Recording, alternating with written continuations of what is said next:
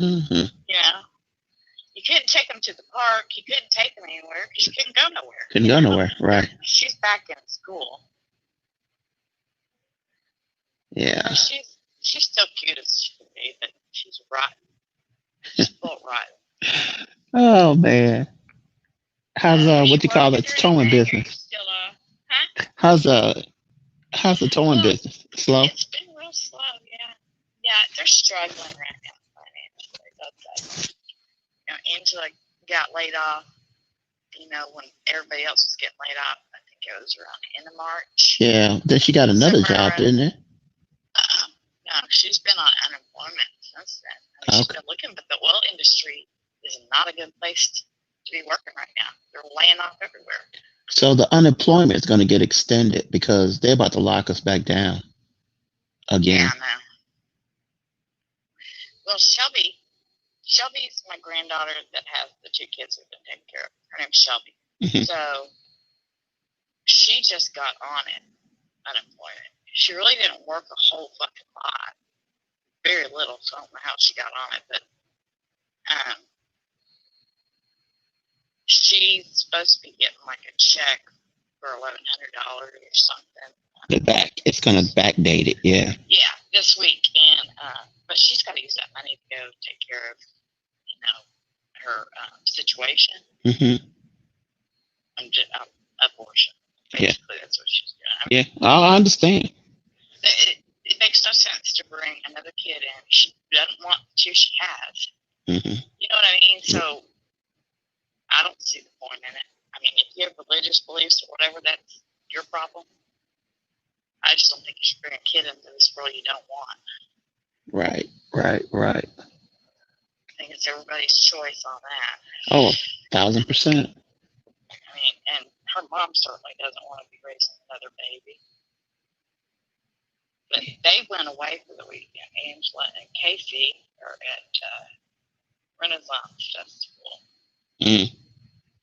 So they're camping out, and they let. They had a shooting up at that about a month and a half ago. Yeah, I know. They also had like 4 of the places burned up too there right before that, right after they opened. Yeah. 4 of them. But last year they had season tickets. They were there all the time.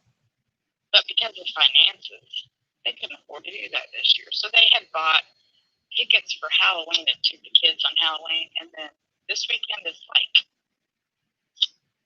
some special weekend where it's more geared towards adults. Mm-hmm. I don't know what it's called because I'm not into that. But they needed to get away from all the stress. Gotcha. So I have McKinley. And the funeral for our friend is tomorrow. So the 2 little babies, the 4-year-old and the 2-year-old, are over at a friend's spending the night. The funeral's in Pasadena. Oh, wow. That's way south. Yeah. And it's really weird because all his friends and everything live where I live. But apparently his dad's family or something lives out that way.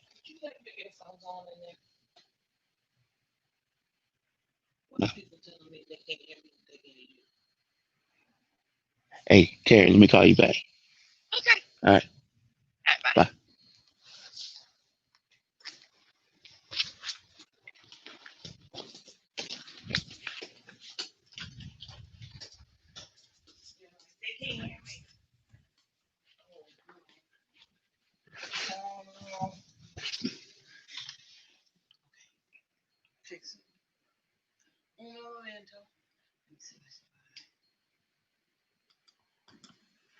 Come out of there.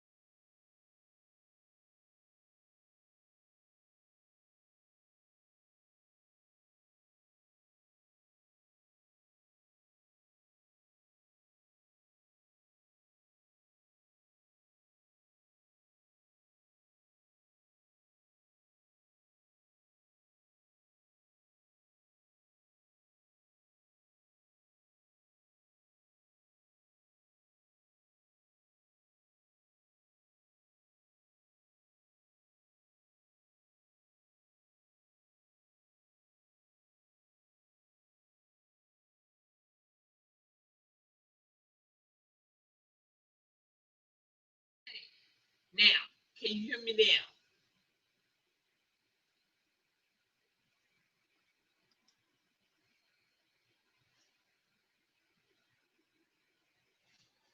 Can you hear me now, Rita?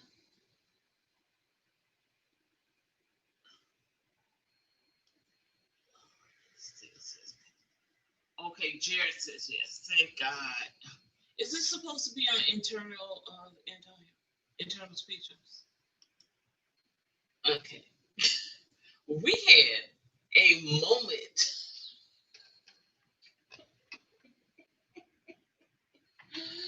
Thank you for coming to the live. Oh gosh, never a boring moment around here. Thank you, husband. Bye bye.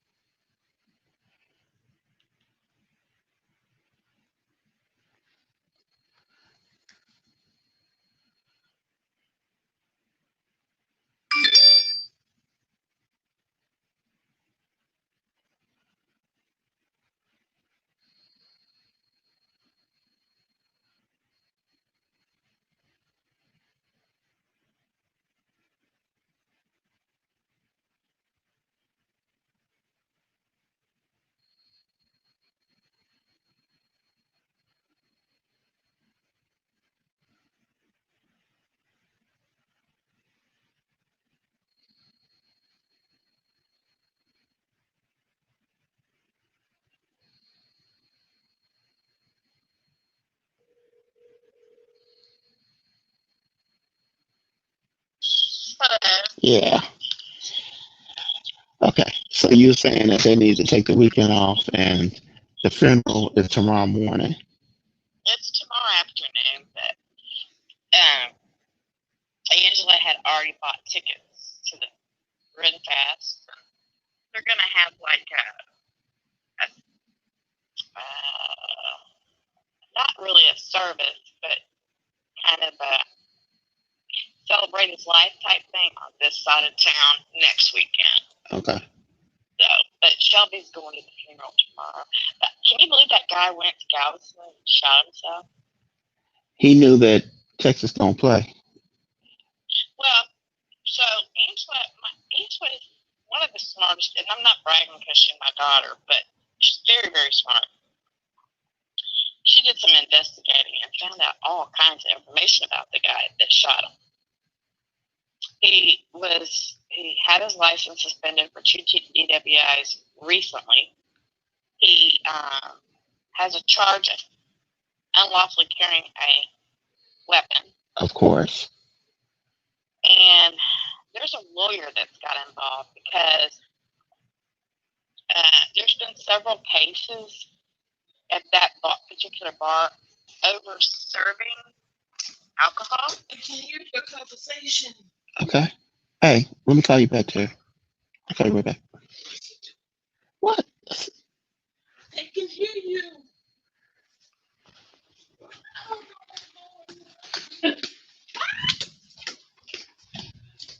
Well, this is an interesting line. It is. You might as well say hello to everybody now.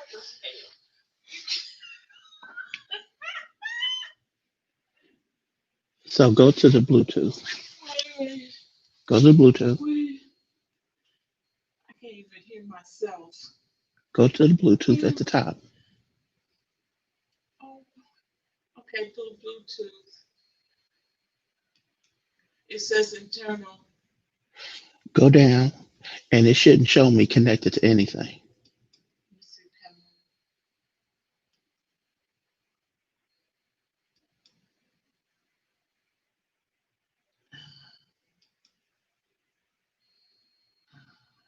What's wrong? Oh, Lord. Can you guys still hear me? Can you hear me? Just type in the chat, please. We're trying to fix this. is I show you audio capture? What is it? Put that timer back in. Jared says, pull up my video on your YouTube and you can hear it. Put what timer in there? What you did last time, so I can go into my profile and check the Bluetooth. Yes. I'm gonna have to go into his profile now. Hold on.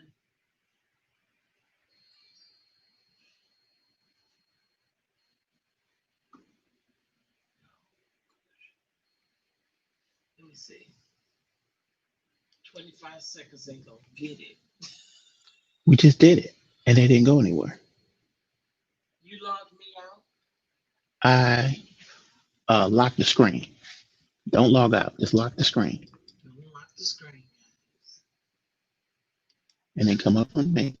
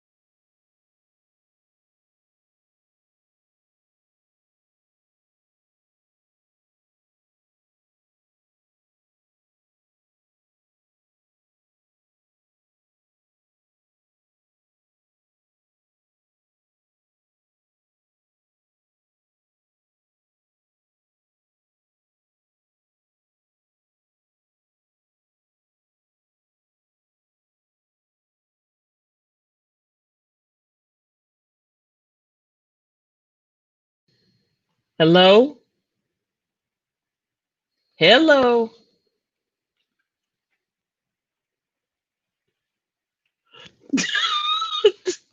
Hello. Can you hear me now? Oh my God.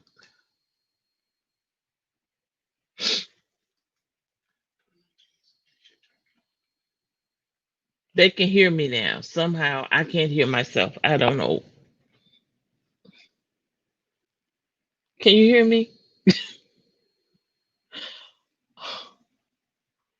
But I can't hear myself, and that's a problem. Yes, yes, yes, they can hear me. Okay.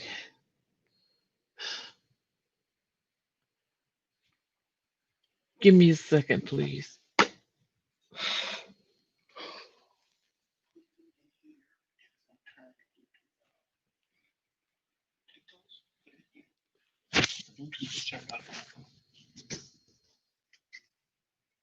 Give the case to me. Thank you.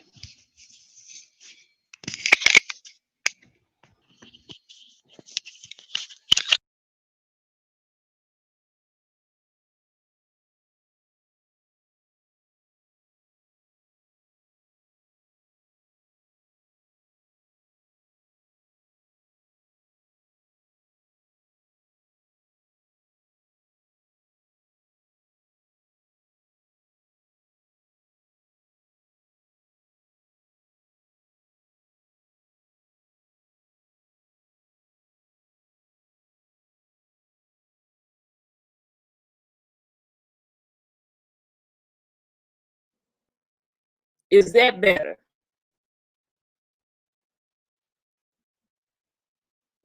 Let's see.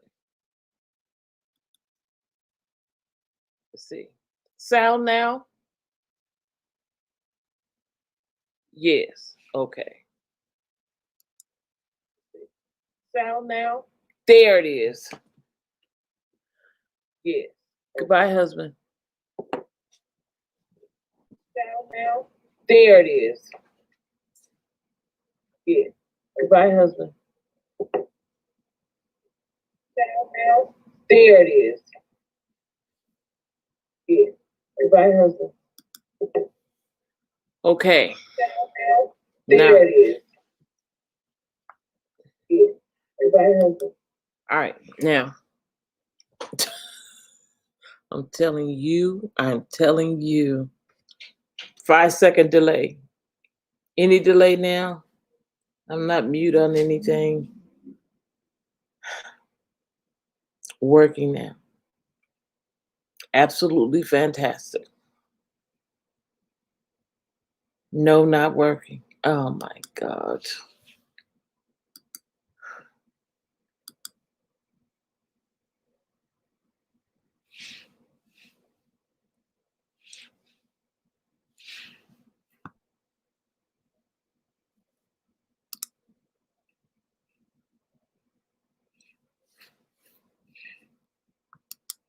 Working now. Let's see. Settings here. Audio. Default stereo.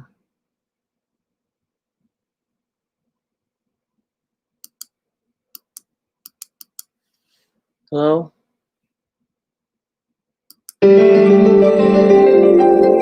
Y'all heard that? I'm testing the mic. Mic check, 1 2 1 2. Mic check, mic check, 1 2 1 2. Jared, get on the 1 2 for me. I need some strong. Wait a minute. I need some water right now. Okay. You good. Thank you. Good. Crazy.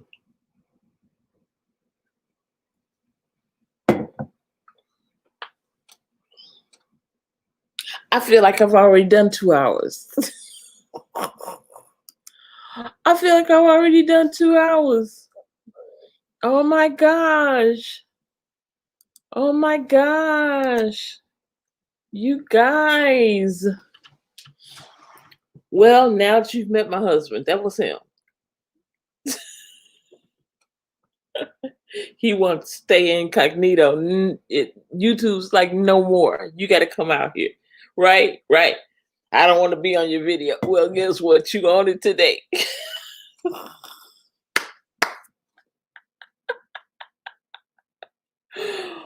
Ooh, baby. I'm trying to tell you. I'm trying to tell you. God was like, you ain't hiding no more. We bringing you straight on out here. Now. It's all love. One love. One love. Okay. All right.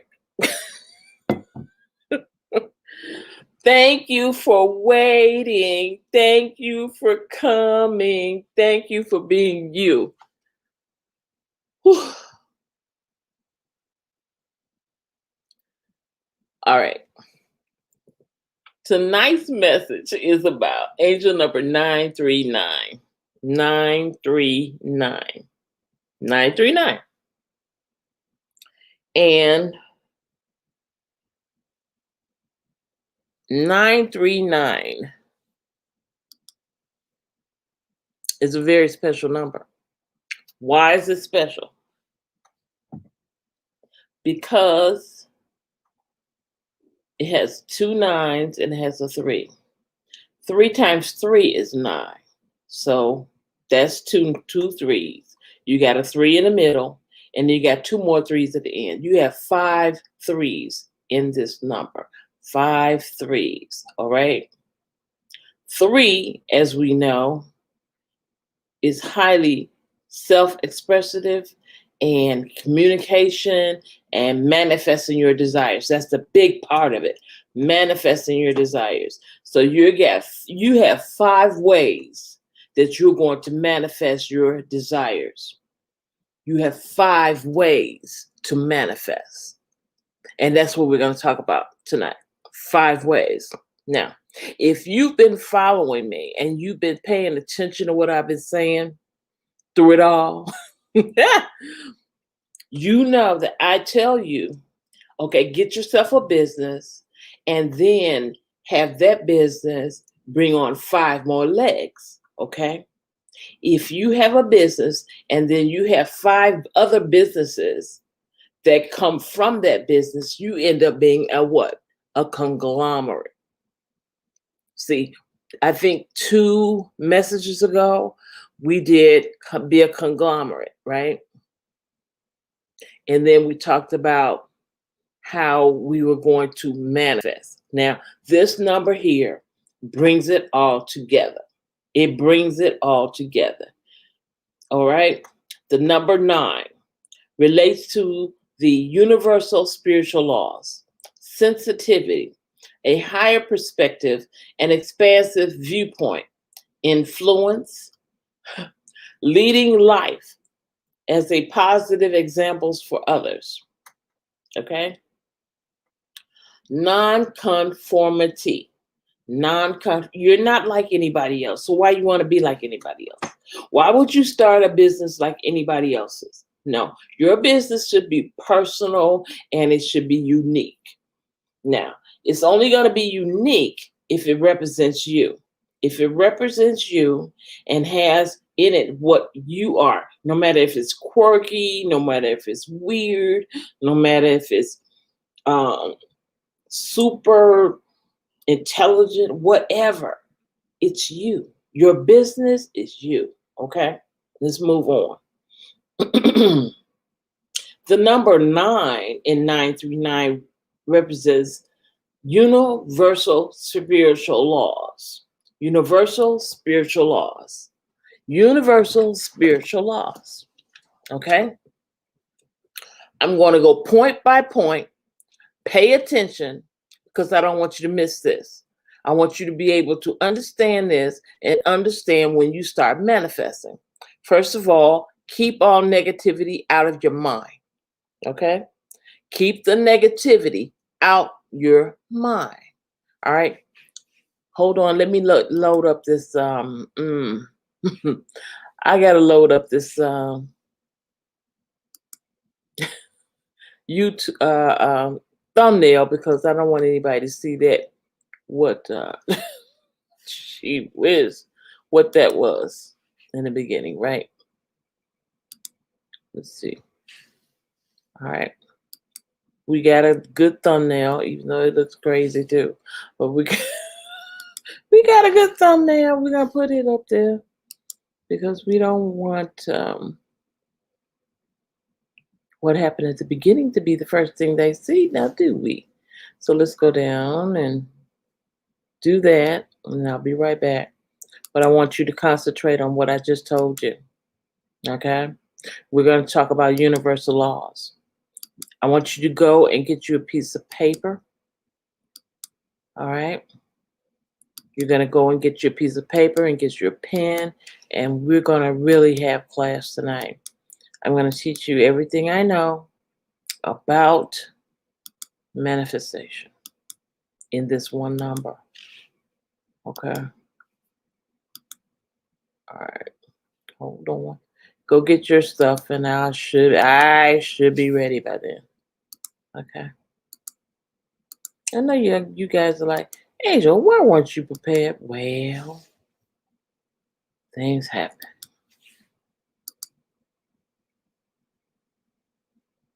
Okay, what is the number of this? Let's see. All right.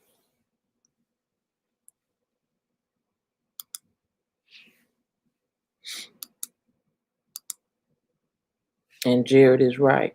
Anytime you have this much stuff going on when you're trying to do something, that means that something good is getting ready to happen. And you have to let it be the way it is. Oh, no. Oh, no. Oh, no. That thumbnail isn't working, guys. Oh.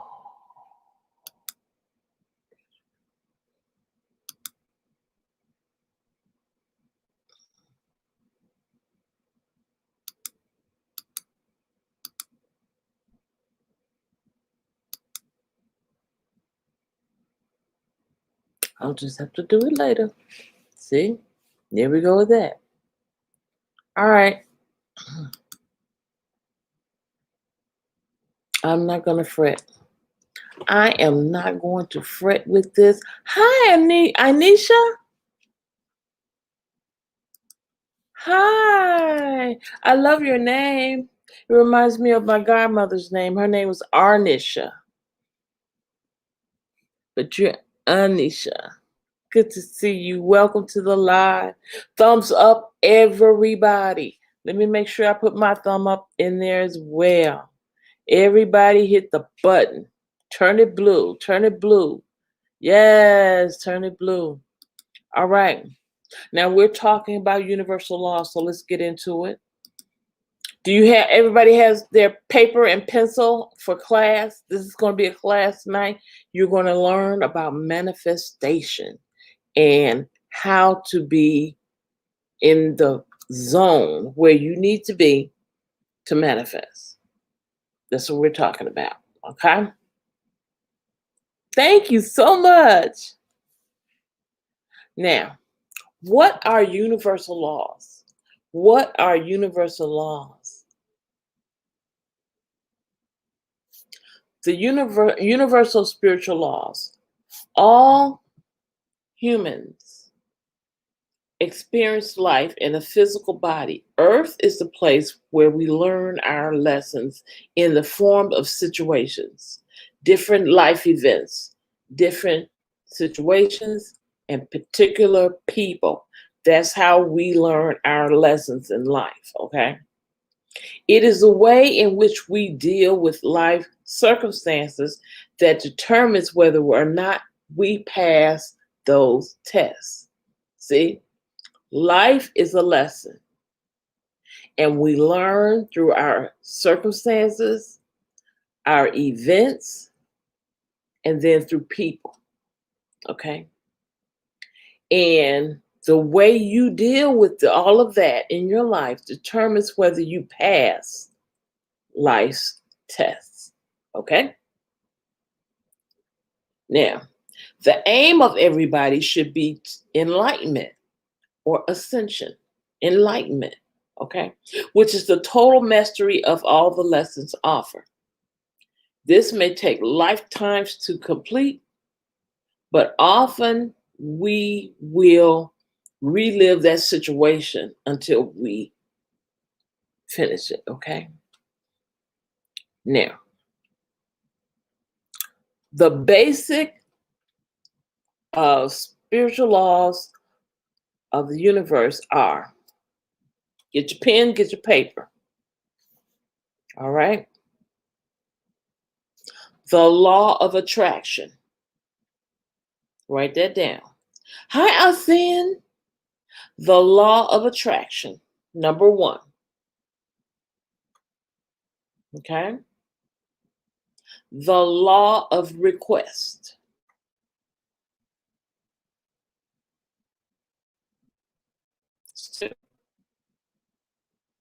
Okay. Now, first of all, I forgot to tell you, it's split in 4 categories. Each category has laws in it. I'm telling you the basic laws of life right now. So you can put that at the top of your paper, basic laws of life. The law of attraction, the law of request, the law of resistance, okay? The law of reflection,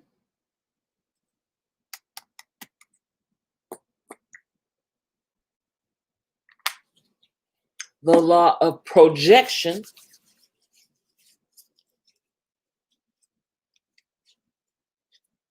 you, God, and the law of attachment. We're going to go section by section. Okay, you're going to learn a lot tonight. And that's why we were having problems earlier, because of what you're learning. Now, is there anybody in here who does not know about the law of attraction? Anyone in here who doesn't know about that? Get over here. Is there anyone who does not know about the law of attraction?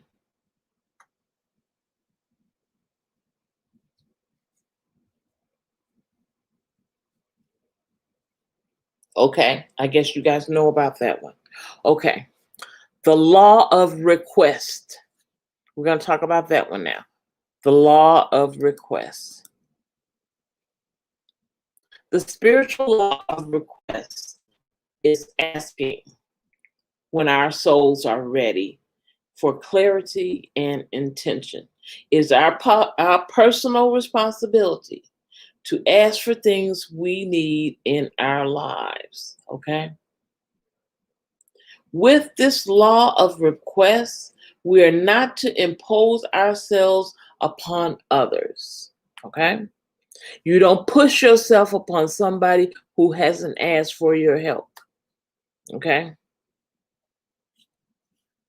Now, if you do push yourself upon somebody who hasn't asked for help, guess what happens? Guess what happens? You prevent them from sorting out their own situations, first of all. Okay? For themselves. You hinder them from their own learning process.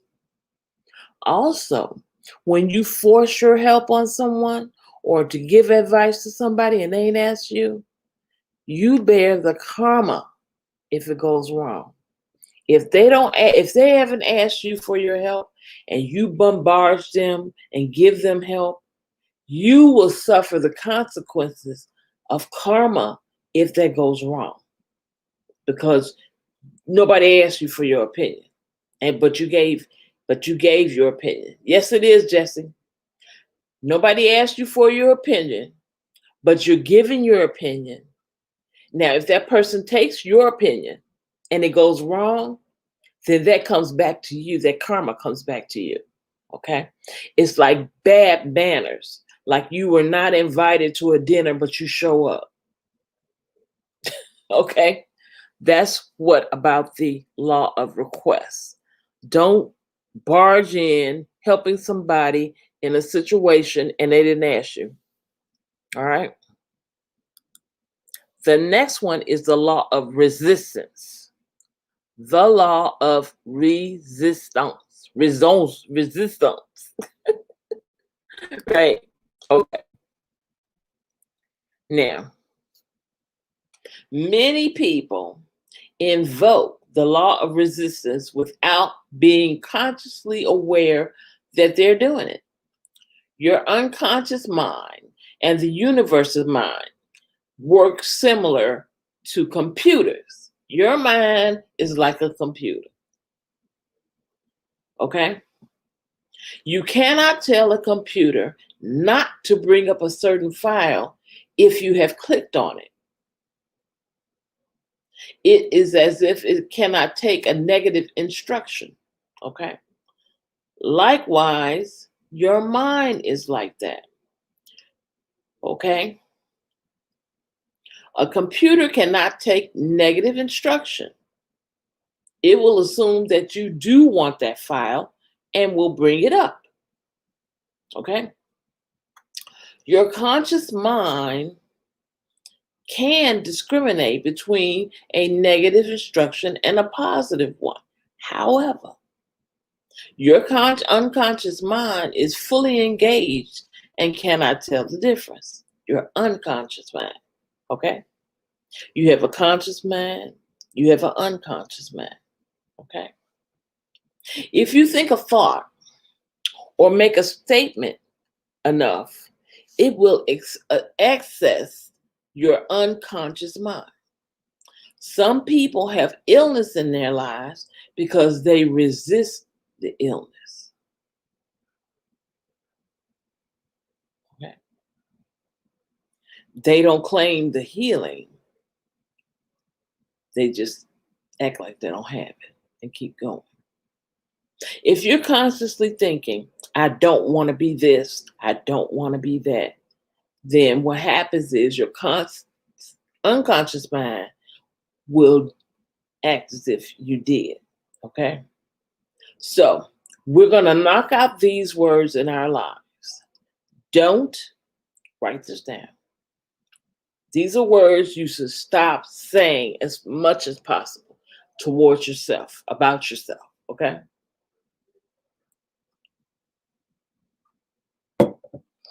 Try not to say don't. Try not to say can't, won't, not. These are the words that make the law of resistance work. Okay? Stop saying, I won't ever find anybody. Don't say that. Don't say don't. Say I will. Say I have. I can. I will. Okay? Statements like this. I am healthy. I deserve a perfect partner. I welcome riches. I live in a beautiful home. Saying those words brings that to you. That is the law of attraction working through this law we're talking about, the law of resistance. See, the thing about these laws, they all move together. They have different ways of operating, but in the end result is attraction, okay? All right. If you have a problem and you end up failing, or you feel like you're in poverty, don't talk about that. Instead, attract success, wealth, and abundance. When you're going through, don't act as if you're going through. Don't have a pity party. Okay? Embrace the positive instead of the negative. Okay? Embrace the positive rather than resisting the negative. You have a situation that's not going right in your life.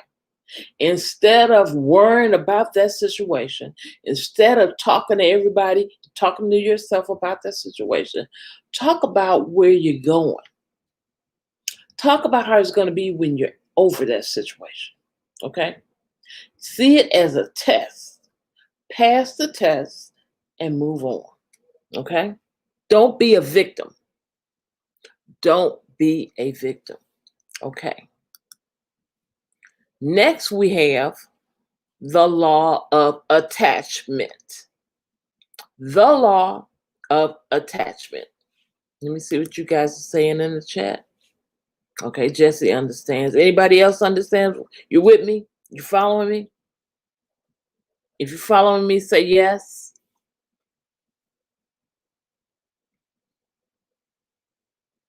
This is a long lesson, so I need your participation quickly now.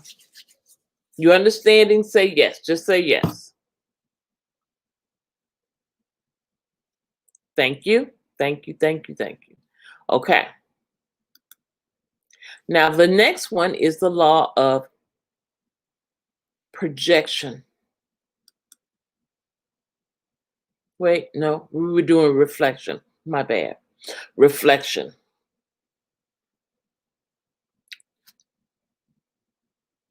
Okay. Jesse, I need you to pay attention tonight. Just pay attention. I'll give you opportunity to talk. Pay attention right now. Rein it in because it's important. It's important. The law of reflection. Okay. The mirror of the universe is so honest and accurate that your deepest secrets show up in the reflections you see of yourself. Things you've hidden, things you don't want anybody to know. You see them in your reflection. Every single person and situation in your life is a mirror of the aspect of yourself, good, bad, positive, or negative. When the universe presents us with someone or something in time, this is a mirror. The spiritual law of reflection reminds us to look in the mirror and change ourselves. The more a characteristic in someone else bothers you, if you ever been around somebody and they just get on your nerve, okay? You really don't even know them, but they get on your nerves, okay? The more your soul is trying to draw a reflection to your attention. Your soul is trying to get your attention about what it is this person is doing, okay? The universe really wants to draw your attention to something. It will give you 3 mirrors to look into at once. Water reflects what is happening to your emotions or spirituality. It's as if your emotions are leaking and you have unshed tears. You ever found yourself crying and you don't know why? I know I have. You ever found yourself crying, but you really don't know why you're crying? You just feel sad all of a sudden. And you just want to cry and cry and cry. Okay? This is called leaking. Your emotions are leaking. Okay? This is telling you that you had some unshed tears, unresolved emotional issues. And they are manifesting in these tears. Okay? They are manifesting like rivers and lakes and oceans in your eyes. Okay? Because rivers, lakes, and oceans carry the emotional and spiritual life force of an area. Water symbolically washes and purifies. So what you're doing, you're purifying yourself. Y'all remember in that movie, I just saw it. I'm so excited. I just saw the movie with Prince in it. That Prince movie. Purple Rain? Yes. And he told her to go purify herself in the Lake Minnetonka. Your eyes are being Lake Minnetonka, and you're crying without a reason because you're purifying your soul.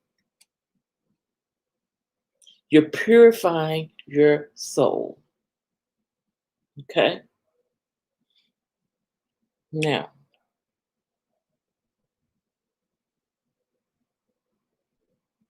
some other examples are fire. Fire is hot and bright. Okay?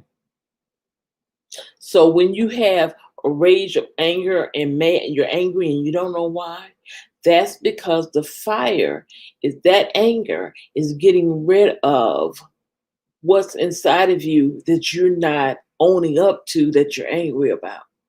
There's something that's deep inside of you that made you angry, but you never dealt with it. And from time to time, you'll be mad and not know why. Okay. Earth. Earth is a solid, but it can change form. If you're stuck in the mud, it has something to do with where you are in your life.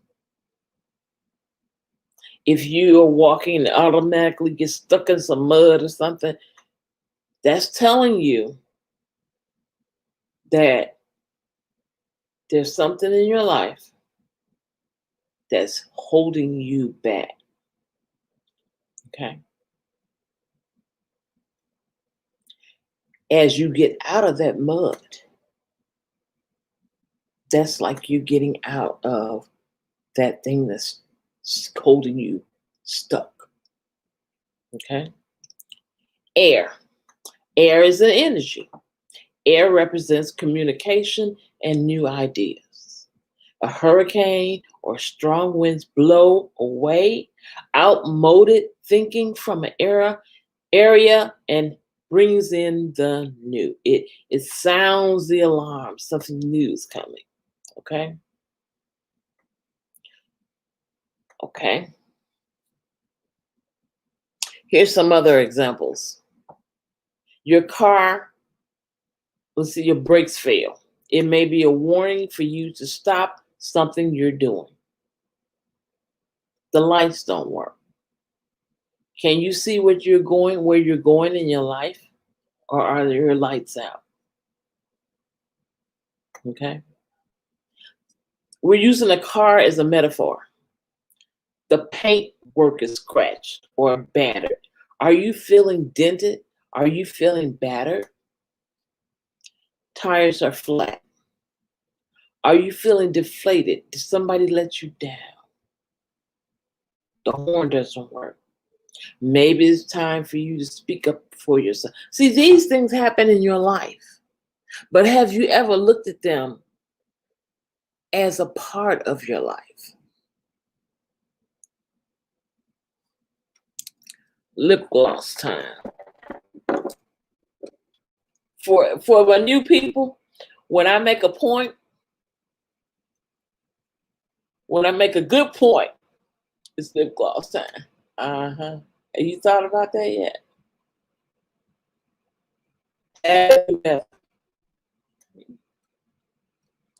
Let's get back to the next one. Okay. Now we're at the law of projection. The law of projection. So on your paper, you should have attraction, the law of attraction, the law of request, the law of resistance, and the law of reflection. Okay, everybody got that? All right. Now we're going to the law of, let me click that in. Law of projection. Okay. Now, first of all, we project our energy. That energy may be positive, that energy may be negative, and we're projecting it onto other people. Okay. And sometimes we're telling ourselves this is how this person makes me feel, but instead it's really you. Okay? Every time you say the words, you are da da da da. He is da da da. She is da da da. You talking about them behind their back. You're projecting something of yourself onto other people. Because whatever you're complaining about is something that's within you that you see in somebody else. And when you see it, it aggravates you to see it because it's within you. Can I get an amen? All right. When we assume that someone else feels as if we do, it is a projection. That's what I just said. For example, statements like, you must feel awful about that. Just because you feel awful about it. You must be so happy. That's because you're happy it happened. Okay? You're putting your feelings onto someone else. Now, fear. We project our fears to the world. We project our fears to the world.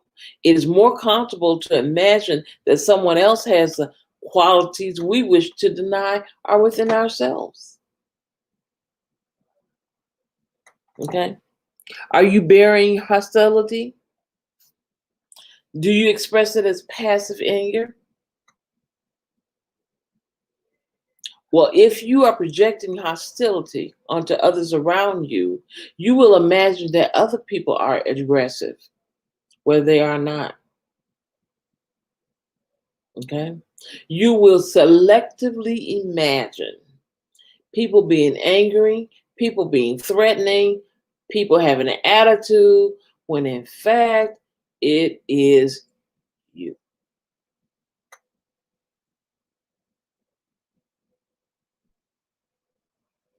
Someone that suspects that everybody around him is cheating him, you have an inner cheat inside of you. See, the key point is that whatever you see inside of other people, before they even project it, if you see this in them, 9 times out of 10, you're looking at what's in you. Now, that happens both ways, negative and positive. You may see someone as gracious and powerful and beautiful and brilliant. Well, so are you. So are you.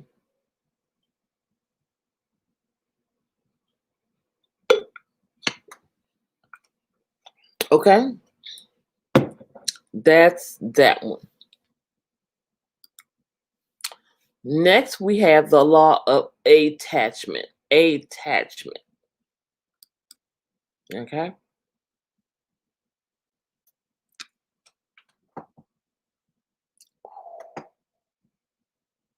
Ooh, this one is something else here. Ooh, I'm gonna need lots of lip gloss for this one. Y'all, you can have anything you wish for in your life. But if your sense of self-worth or happiness depends on having it, then you are attached to it.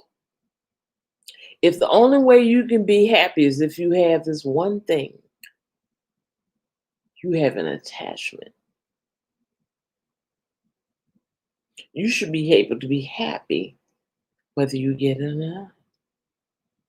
Whoever or whatever you are attached to can manipulate and control you. Let me see what y'all said after that one. That blew me away. That blew me away. I'm saying it again. Whoever or whatever you are attached to can manipulate and control you. Cords are formed between people who have unresolved issues between them. A spiritual cord. Every time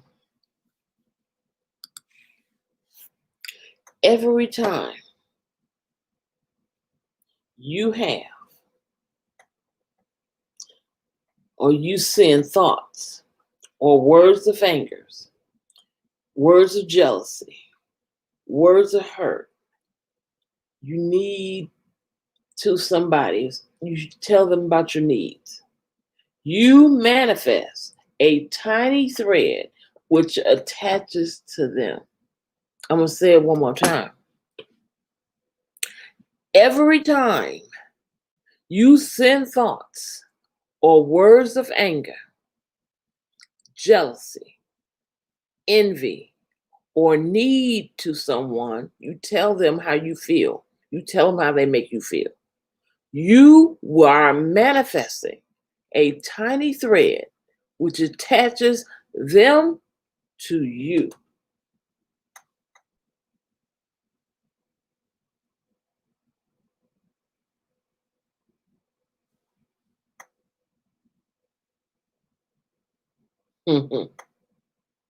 An occasional thought may dissolve it. But if you continually send negative feelings out, the threads will turn into ropes or cords. That's what I remember one of my spiritual leaders told me. She said, I had a bad divorce. She said, hi, LaDeja. She said, you have a spiritual cord between you and that person. And until you let that cord go, you're going to continually see that person in other people because you're looking for that person not to be in them, but you're seeing it in them because you're so busy trying not to see it. It's called a spiritual cord. In subsequent lifetimes, the cords will reactivate and draw you inevitably towards those whom you have unresolved issues. You ever had a situation with somebody and you said what you said and they said what they said, but you keep running into them or running into people that look like them, or people are saying things that remind you of them? That's because of that cord. That's because of the cord. Okay? They remain to bind you together. You may be divorced, and divorce may be final, and you done took the paper and tore it up, thinking they go, and guess what? That cord is still there because they bothered you so much. They bothered you so much. You had unresolved issues. You didn't solve that issue. You argued about it. You probably cursed them out about it, but you didn't solve it. You left it unresolved. You walked away without solving the problem. Now, get this part. When you have unresolved issues, this will enable the soul the opportunity to do things differently.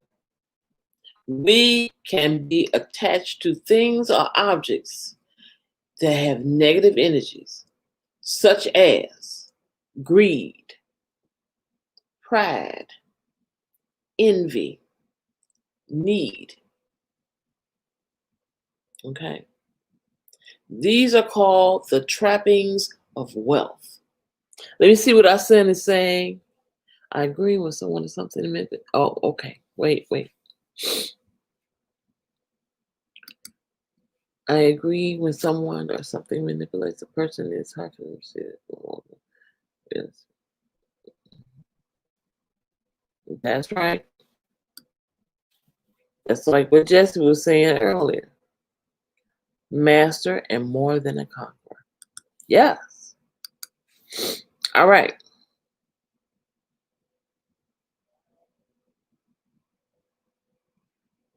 Now, let's talk about these cords.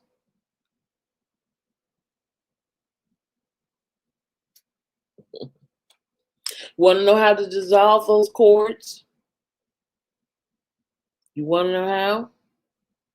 When you are ready to forgive yourself, okay, for your part in it, for your past actions, you are dissolving the restricting cords, and the memory loses its energies. When you forgive yourself, your part in whatever happened, okay? Yeah, y'all ended up in divorce. Yeah, y'all had some problems. Yeah, yada, yada, yada. But you have to forgive yourself for your part in it, okay? Because the cord has a lot to do with you blaming not only them, but yourself as well. So don't, when you walk away from situations and you're like, it ain't my fault, it was them. Guess what? It was you too. Because either you contributed or you allowed it.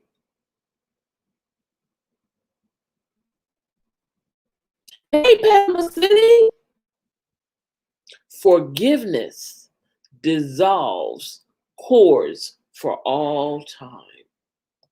Our souls wish us to face and release all of our unresolved issues with life and life lessons so we're free to move forward. You want to know how to move forward? You got to forgive yourself and that person. When you forgive someone and totally let go of what happened in the past, you free both that person and you. The most powerful way of releasing attachment is by intention, visualization, unconditional love for yourself and others.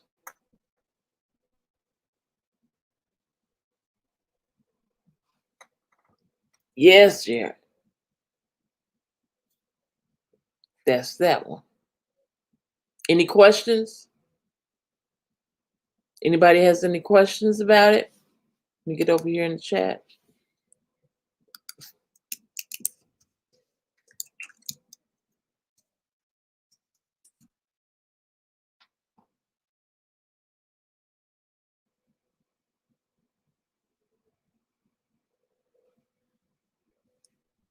Five, four, three, two, one. Okay, we're going on. We're moving on. All right.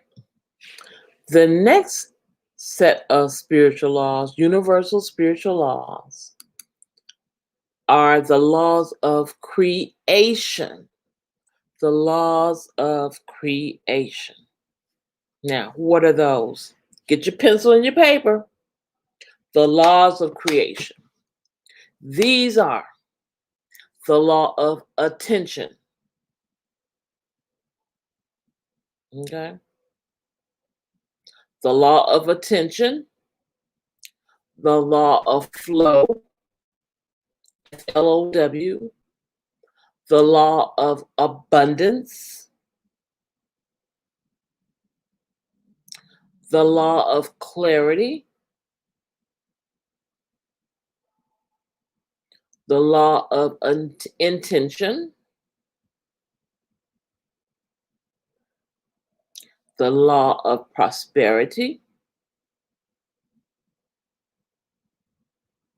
the law of success.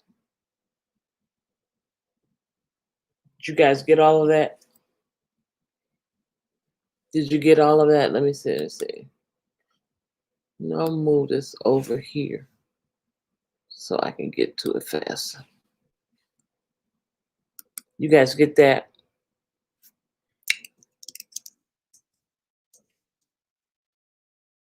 I'm going to type it in the chat because it's a lot.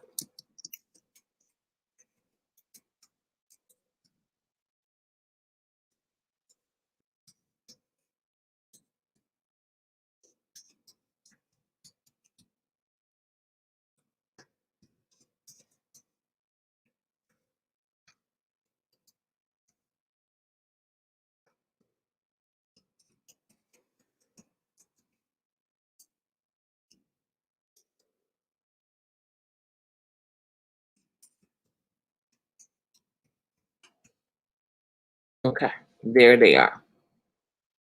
Okay, there they are. Now, first we'll go to the law of attention. Okay? Whatever you focus on and give your attention to will manifest. This is why we tell you not to manifest, not to concentrate on negative things. Okay? Your energy flows where your attention goes. Your energy flows where your attention goes. Spiritual law ensures that an outcome manifests to the exact percentage you give it your attention. Okay, I'll say it again. Spiritual law ensures that an outcome manifests to the exact percentage you give it your attention. Attention is the focus of your thoughts, your words, your actions.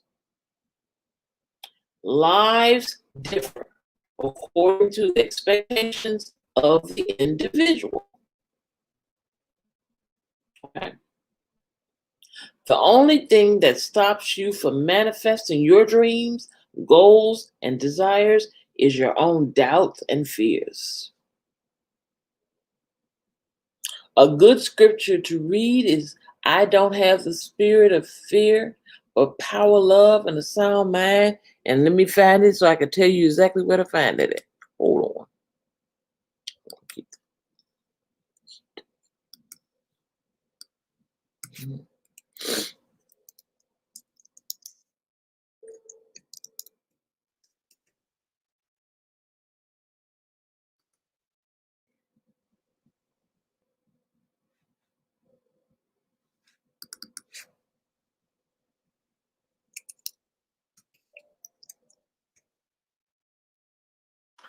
That's 2 Timothy 1 and 7. Let me put it in the chat. Because this is a good scripture. This is a very good scripture, and it helps you with fear.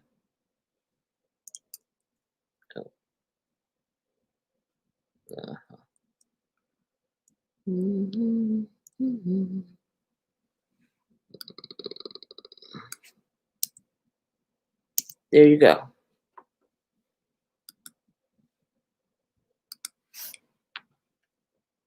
True story. Every time I used to have to go take a typing test for a job, I would say this scripture because I would be so nervous that my leg would be moving because I was so nervous. I knew I could type 80, 90 words a minute, but somehow when they said test, I'd freeze up. And I would have to keep thinking this scripture. And me doing that allowed me to calm down and realize that God gave me power. God gave me love. And God gave me a sound mind. But he didn't give me fear. Okay? Right. Okay. So let's go on with this now.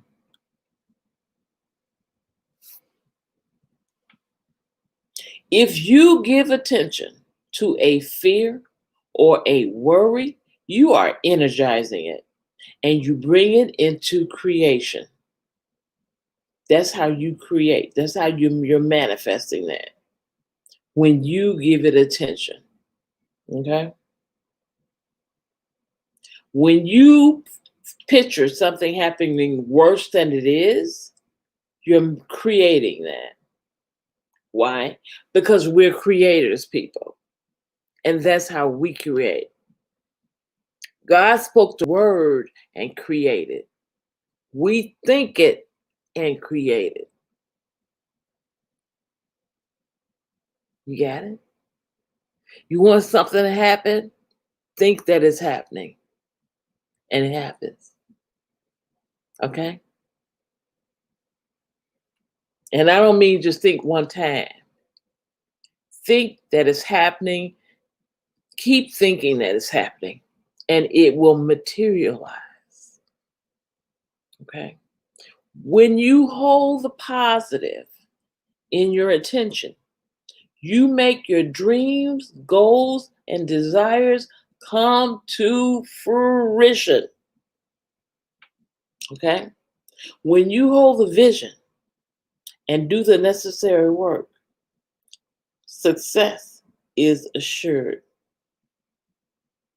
Focus on what you want and you will get it. Be careful what you wish for because you just might get it. All right? On to the next one. That was the law of attention. Now we're doing the law of flow.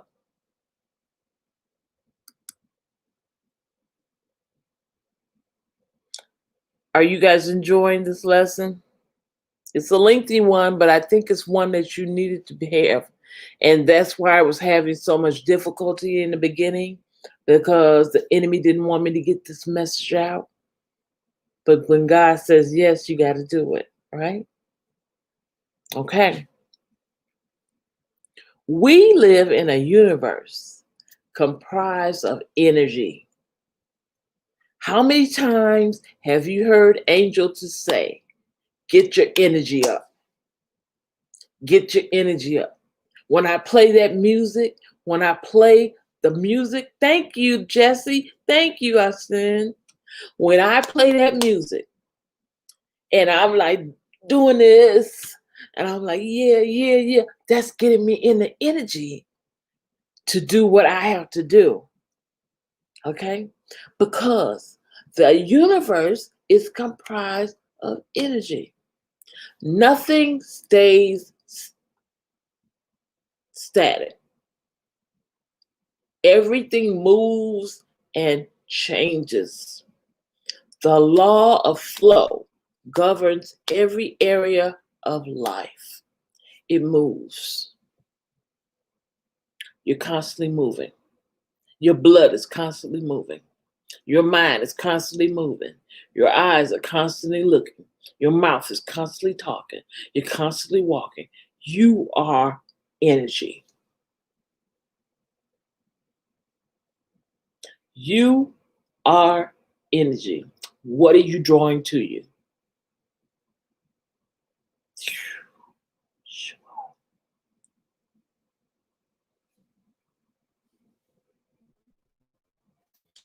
If you want something different, do something different. If you don't like the way things are, change it. You have the energy. As soon as you release beliefs and memories that are no longer needed in your life, you open the door for new memories and beliefs to form. According to the theories of feng shui, which I've taught you, every part of your house relates to a different aspect of your life. Every part of your home relates to a different part of your life.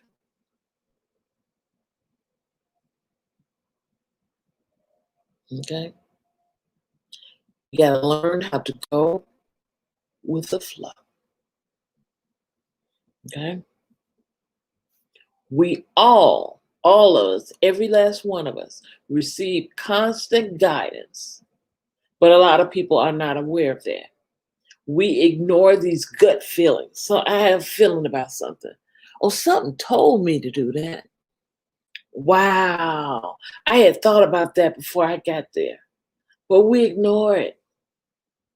We feel like, oh, it's just a passing thought. No, you're being guided. You're being guided. Don't ignore your gut feelings. You got a gut feeling about something, and it's right there at you. Do it. You got a gut feeling about somebody, and you feel like run. Guidance also comes in the form of intuition. And when we honor our intuition, we go with the flow of the current of life. Okay? They are messages from our higher self. Okay? The higher self that gets messages from God. God talks to your higher self talks to you. Okay? The next one is the law of abundance. The law of abundance.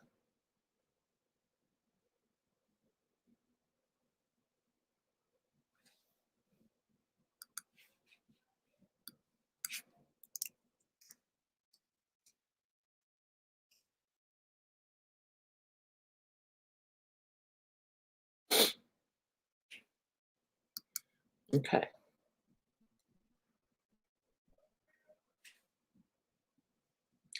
The law of abundance says there is ample money for everyone who knows how to acquire it and how to keep it.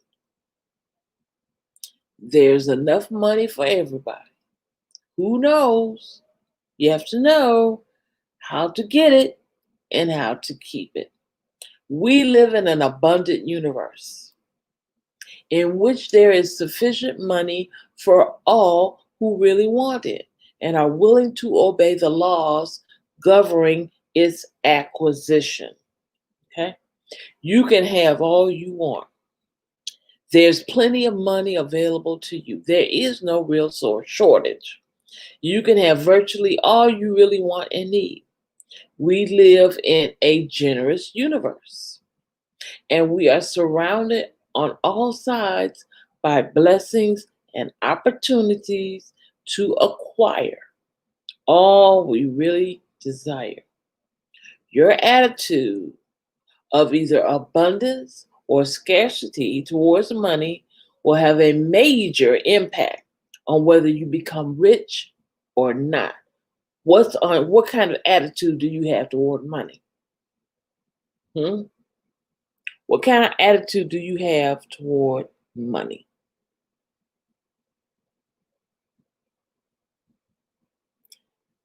Here's a lesson I want you guys to do when you are offline. I want you to write down reasons that you can think of as to why you aren't rich right now. I want you to go over your answers one by one with someone who knows you well and ask them for their opinion. You may be surprised to find that your reasons are mostly excuses that you haven't fallen in love with. When you find out what it is you're in love with, what you love doing, what you would do even if you didn't get paid for, that is where your wealth lies. That's where your wealth lies. What do you love to do?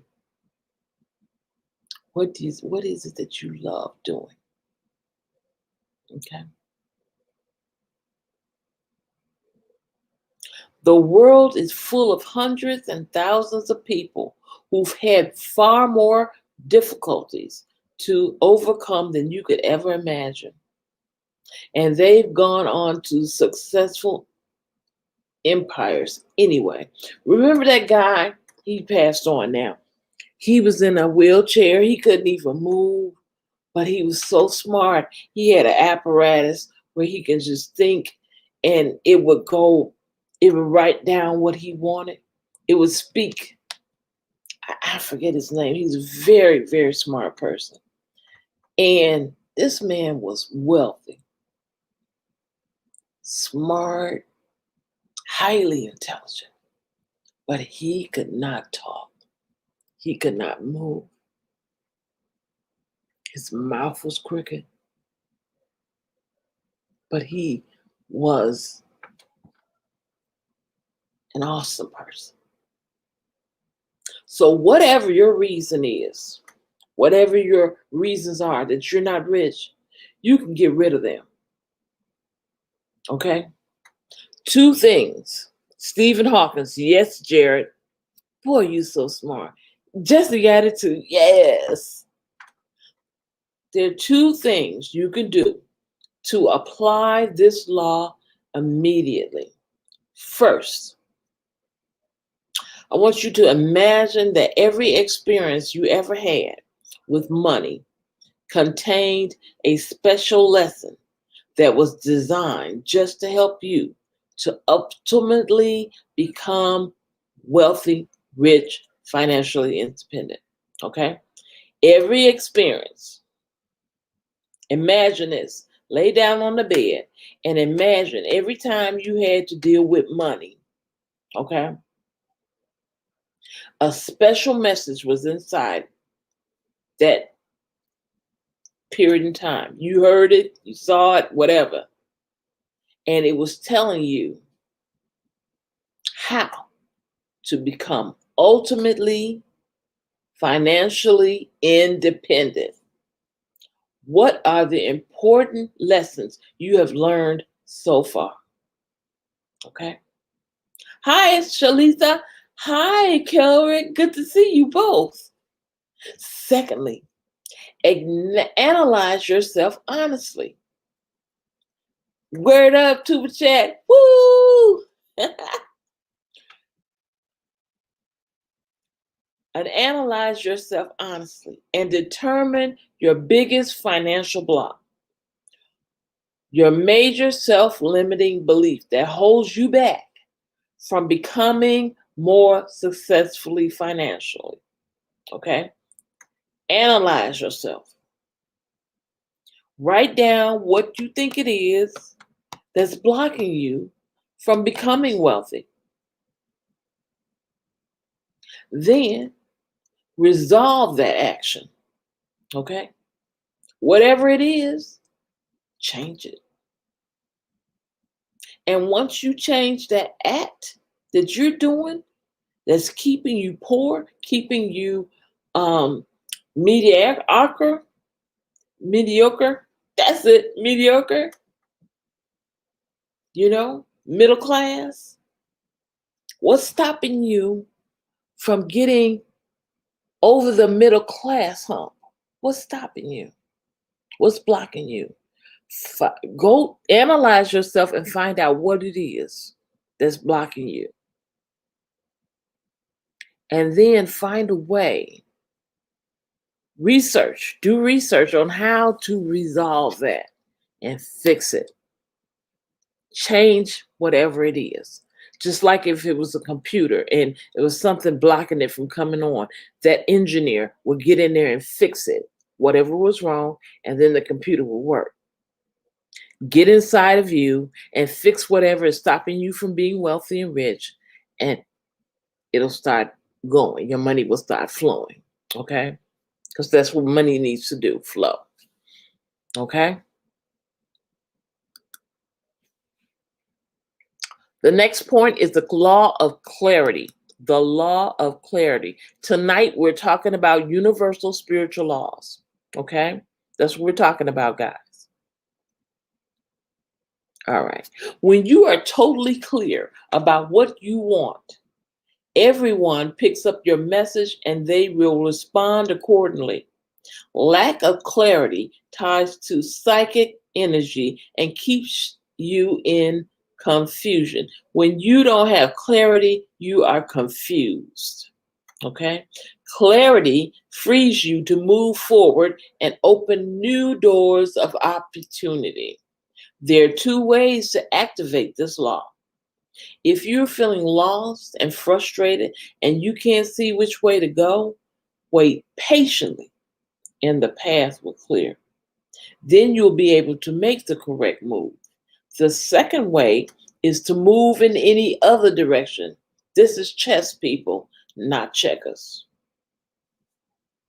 Okay? It is important that you make a decision to move, whether or not you feel for or not, whether it's difficult or not. If you choose not to make a decision, then you have already made a decision. Not making a decision is the decision. The answer is no. Okay? The word decision comes from the Latin word decidere, which means to cut off. A decision cuts off all possibilities. Okay? The quickest way to make a positive, clear decision, then implement them, is to focus on the route you have taken. Clarity opens doors to the future. Speak clearly to the universe about your wants, your needs, and wishes. Clear thoughts and intentions draw from the universe that which you require in your life. Make the first step. Okay? That was the law of clarity.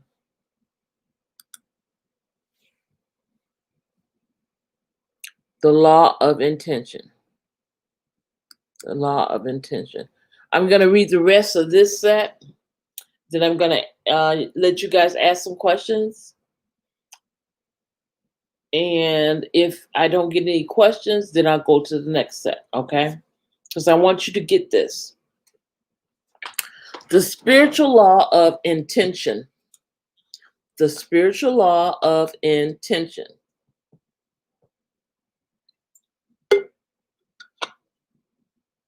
Intention. Intentions are much more powerful than wants, wishes, or hopes. An intention releases the force that makes things happen. Whatever your aim is in life, if you gather up the energy and keep your target in sight, the force of the universe backs up your vision. That is the power of intention.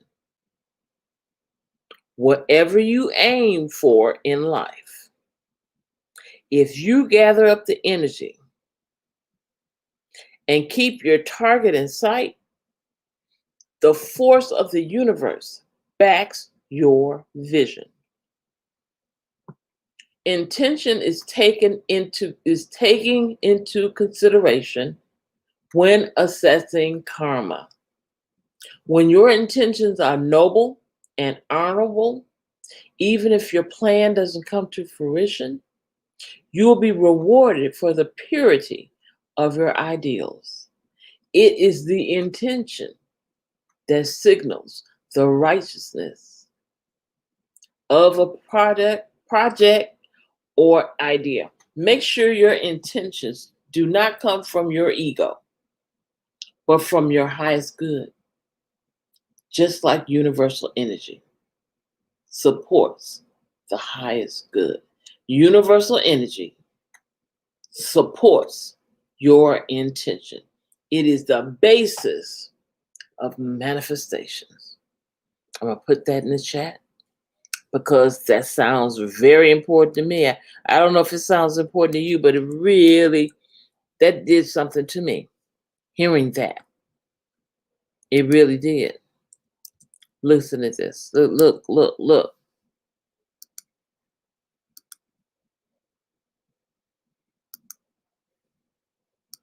Look at that. Universal energy supports your intentions.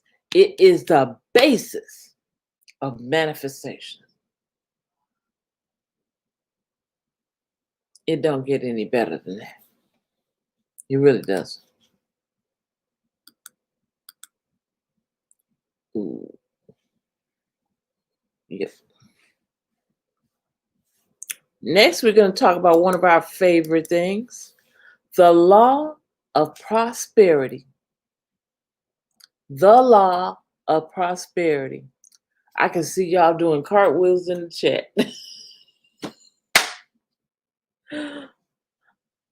You're welcome. Thank you, Rita. That is a compliment. Thank you. The law of prosperity. Are you ready? If you're ready in the chat, say yes. Come on, give me that energy. If you're ready in the chat, say yes. Say yes. You ready for the prosperity?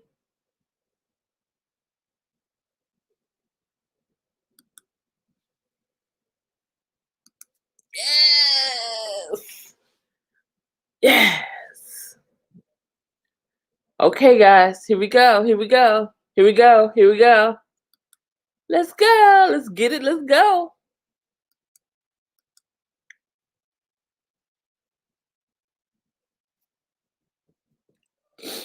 Okay. If you believe, understand this. If you believe that you do not deserve prosperity, then you cannot expect to receive it. We draw from the universal pool according to our consciousness. You either have a poverty conscious or an abundance consciousness. What kind of consciousness do you have? Fear is the way that poverty conscious comes in your life. A huge fear underlies poverty conscious. Some people use all of their available energies on lack. They focus on what they don't have. Okay? That's a poverty consciousness. When you're always talking about what you don't have, you're always looking at somebody else and saying, I don't have it. You're always thinking about what you coulda, woulda, shoulda did. Okay?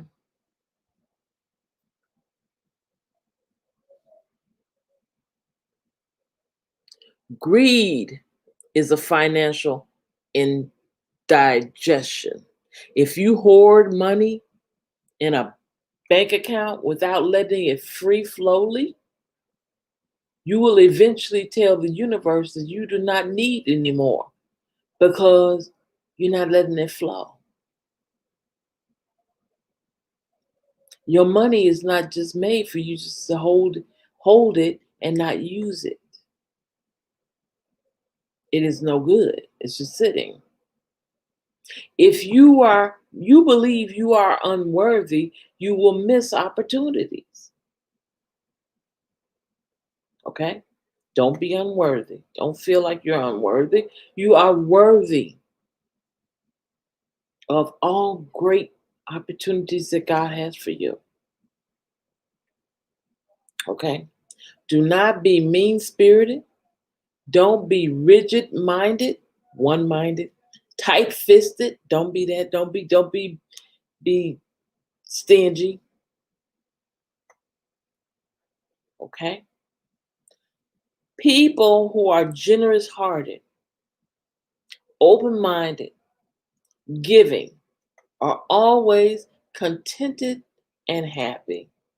Their attitude of prosperity is to use riches with wisdom. Have the attitude that wealth is to be used, not just to hoard up and keep from everybody. Think, speak, act, and believe as if you're prosperous, and you will impress the universe to send you plenty. I'll put that in the chat because somebody needs to know that. This is a key point. Key point. Key point. Let me see. Hold on. Key point.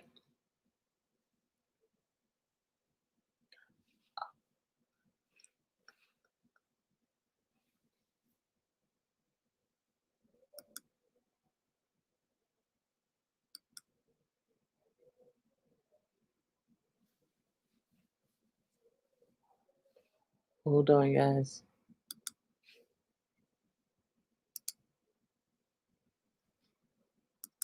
There's your key point.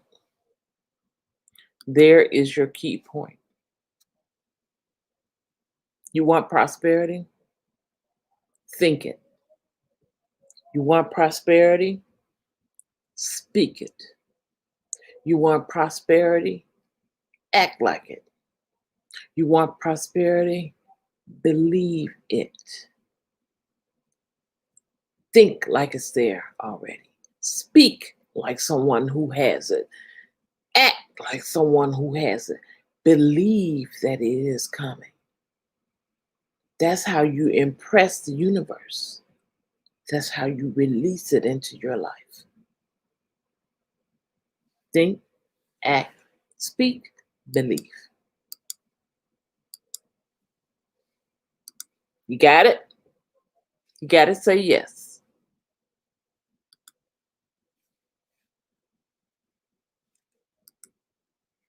The next law is the law of manifestation.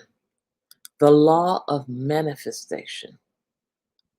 Do you know that you have manifested every single thing that is in your life? Everything in the universe has an energetic frequency of its own. And it is broadcasting on an etherical level. Your task, if you so decide to choose it, is to tune into the vibrational frequency of the vision you seek. I dare you to go into YouTube, type in vibration for wealth.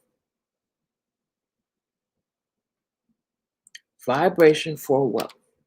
What will happen is you'll start to see videos about the vibration to listen to for wealth. Wealth has a vibration. Wealth has a vibration. Mm-hmm.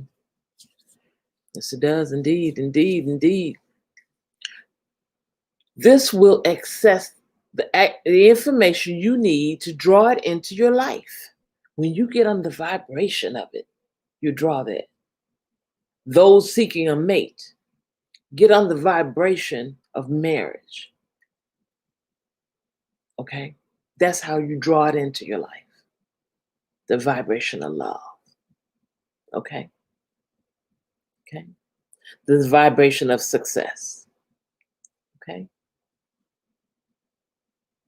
All right. Your constant thoughts send out interference, which stops you from fine-tuning to the frequency you need to be on and able to draw it in. That's why I said stop the mind chatter. You have to stop that mind chatter. That's what meditation does to help you do that. Stop your mind from worrying and all this other stuff in your mind. What am I going to do tomorrow? Oh my God, how am I going to pay this bill? Oh my God, what am I going to do? Why are they bothering me? Why are they talking to me? I can't do all this work they want me to do. Mind chatter. Okay? Be certain you know exactly what you want.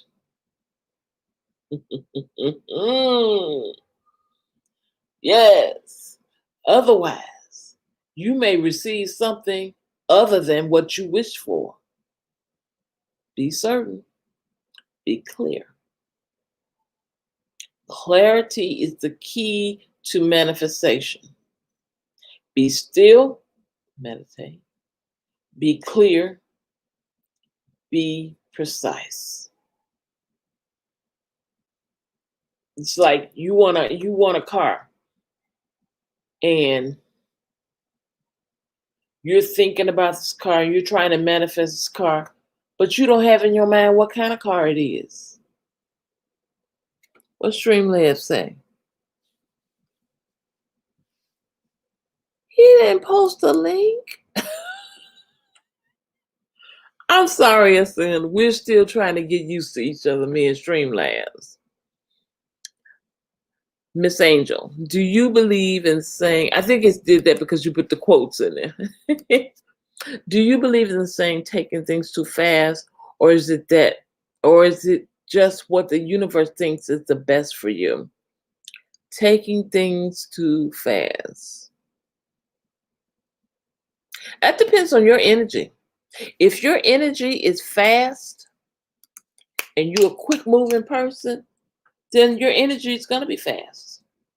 Okay? And also, if your faith is strong,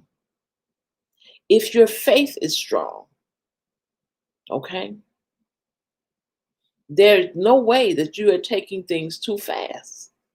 That depends on your energy, your energy, your faith. You know?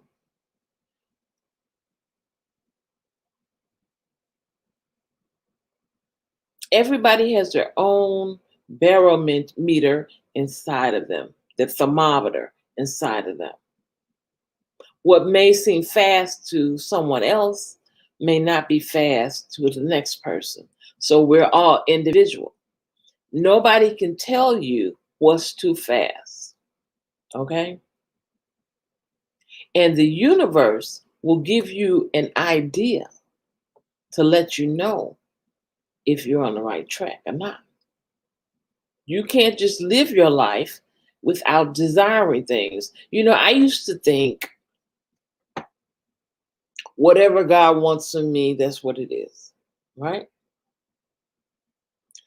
But God gives us what we desire, okay? He doesn't know what we want because remember, God gave man free will.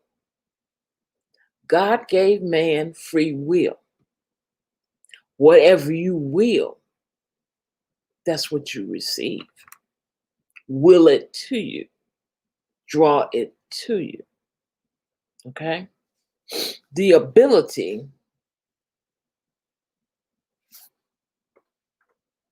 to manifest is extremely powerful. So it is important that you only manifest for the highest good. As soon as you have clarity, which we talked about, clearly picture what you want. Clearly picture what you want. Visualization is an important element. Visualization is an important point, okay? Element.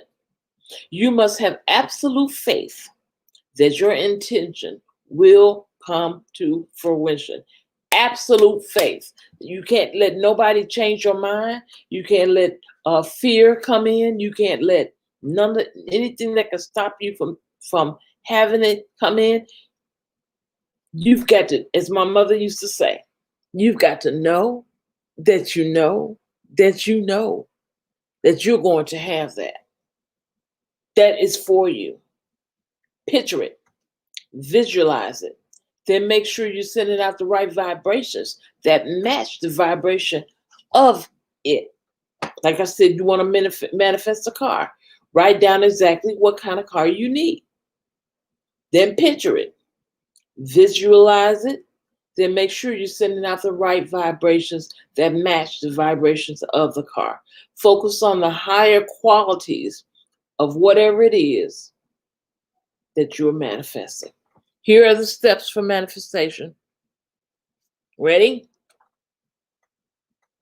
I'll start when you guys say ready. I'm going to give you the steps.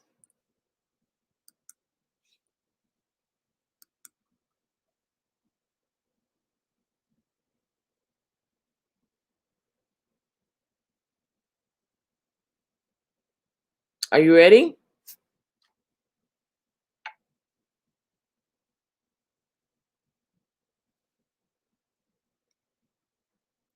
Okay. Step number 1. Be still and listen to your guidance.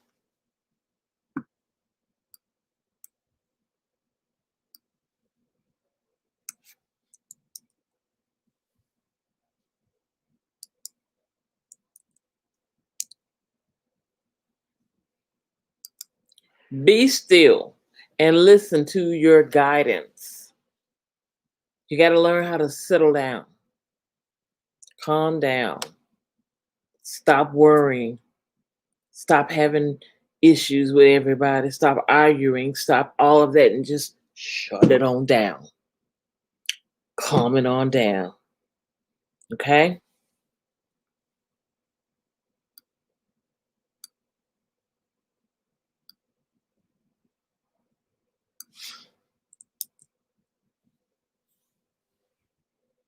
And the next one,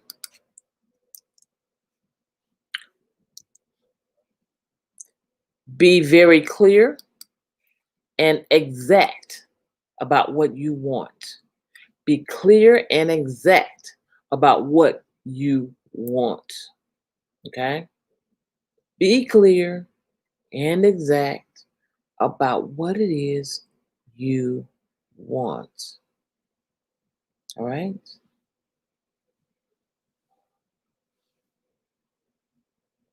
The next one.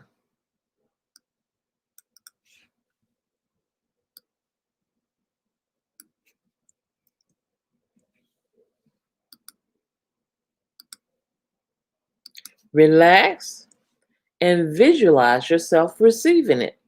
I want you to relax and see yourself with the keys in your hand and you walking in your new home, or you walking into your new car, you walking into your new job, or you standing at the altar getting ready to say, yes, I'll marry him. Yes, I'll marry her. Relax. Take a deep breath. Breathe in, breathe out. Until you relax. Close your eyes. See it in your mind's eye, your third eye. See it in your mind's eye. Visualize it.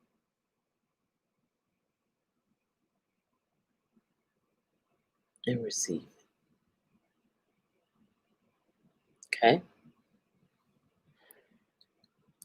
Now, the next step is to align yourself, your vibration, to what it is you're trying to manifest. Align your vibration to what you want to manifest. Okay?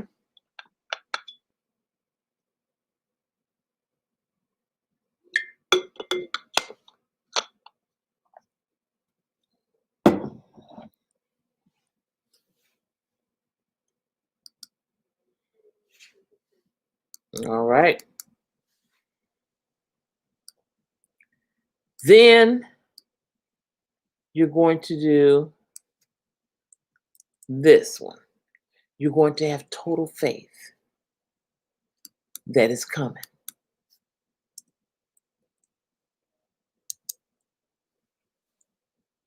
Okay? Have total faith that it's coming. She's coming. He's coming. That job is coming. Your wealth is coming. Okay?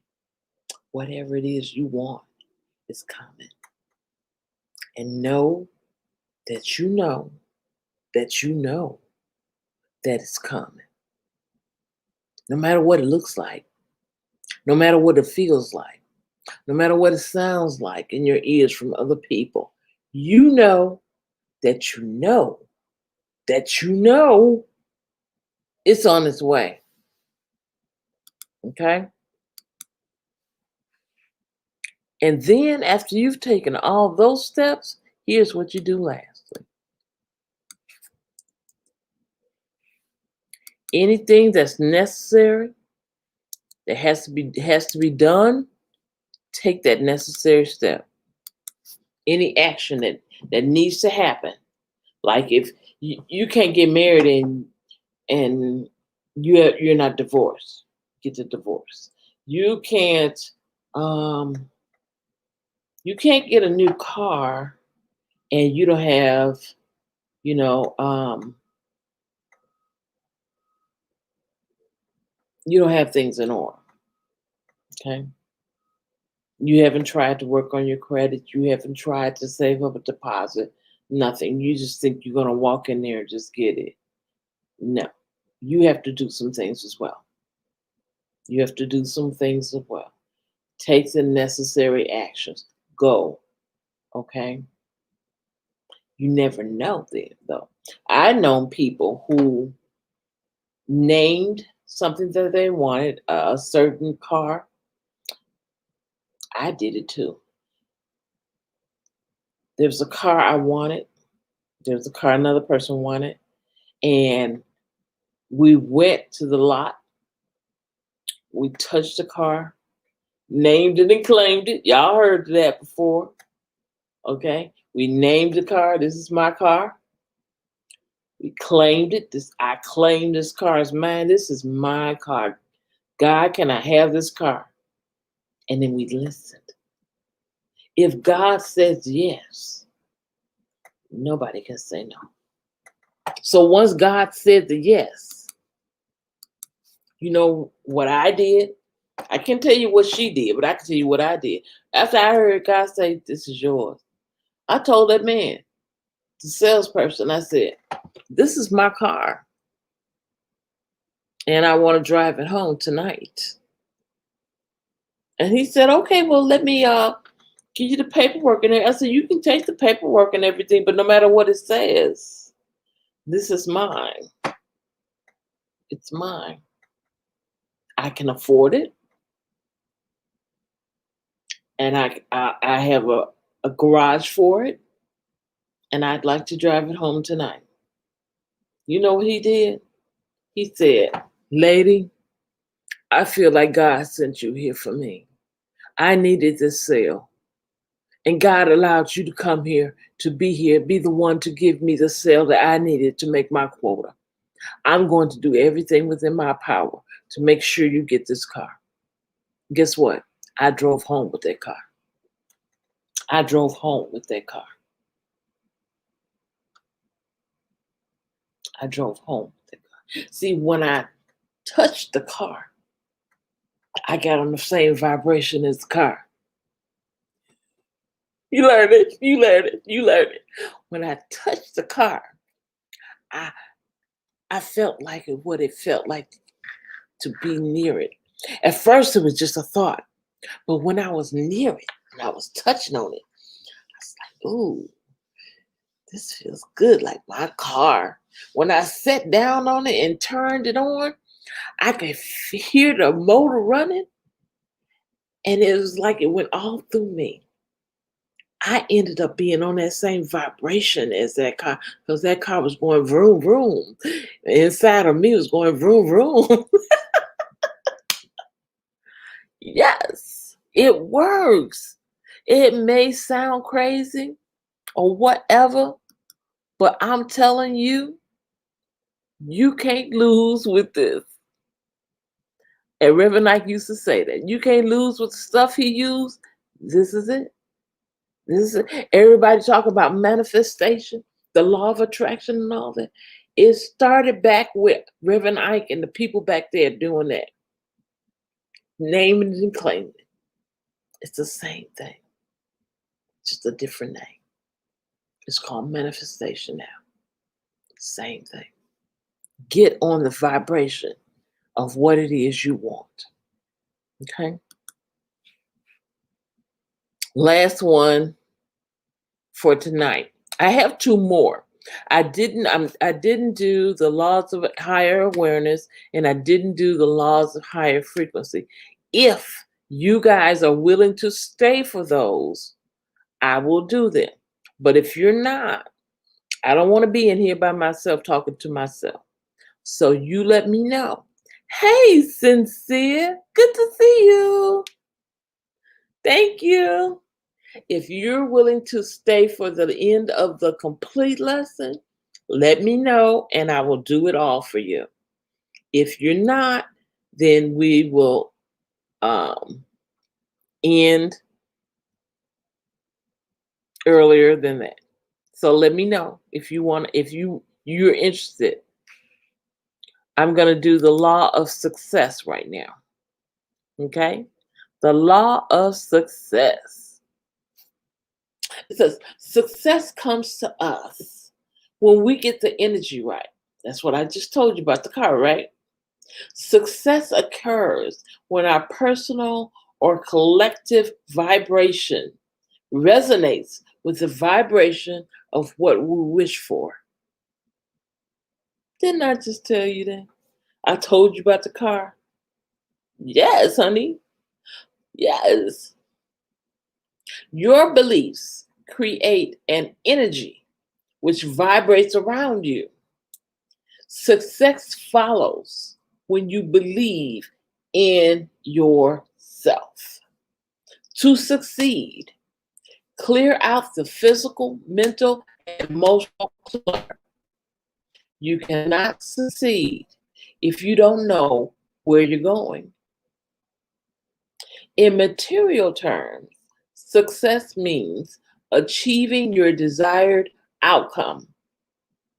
The easiest way to achieve material success is to use the law of attention, which we talked about. Wherever your attention goes, that's where energy flows, right? Be clear about what you want. Have the necessary faith in yourself, then work steadfastly towards that vision. Write the vision, make it plain, okay? For success in love, take notice of your beliefs about love. What do you believe about love? Okay? Are you still believing about what happened with that failed relationship?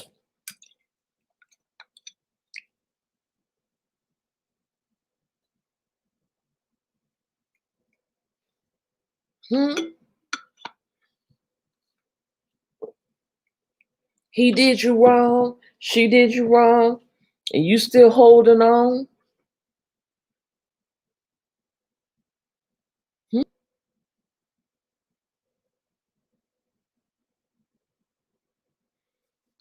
You had a divorce and you feel like ain't nobody else gonna treat you right, ain't nobody else gonna be there for you. Somebody told you don't nobody want you, ain't nobody else gonna want you but me, and I'm leaving. And you believe that crap. Really? Really, boo? Nobody gonna want me but you? Out your mind. The fact that anybody even speaks those kind of words into your life, you should tell them the devil is a lie, and so are you. Get out. And slam the door. Kapow!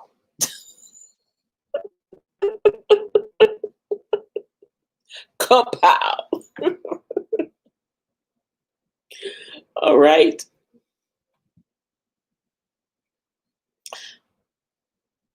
Those that create success have the self-belief of I am lovable.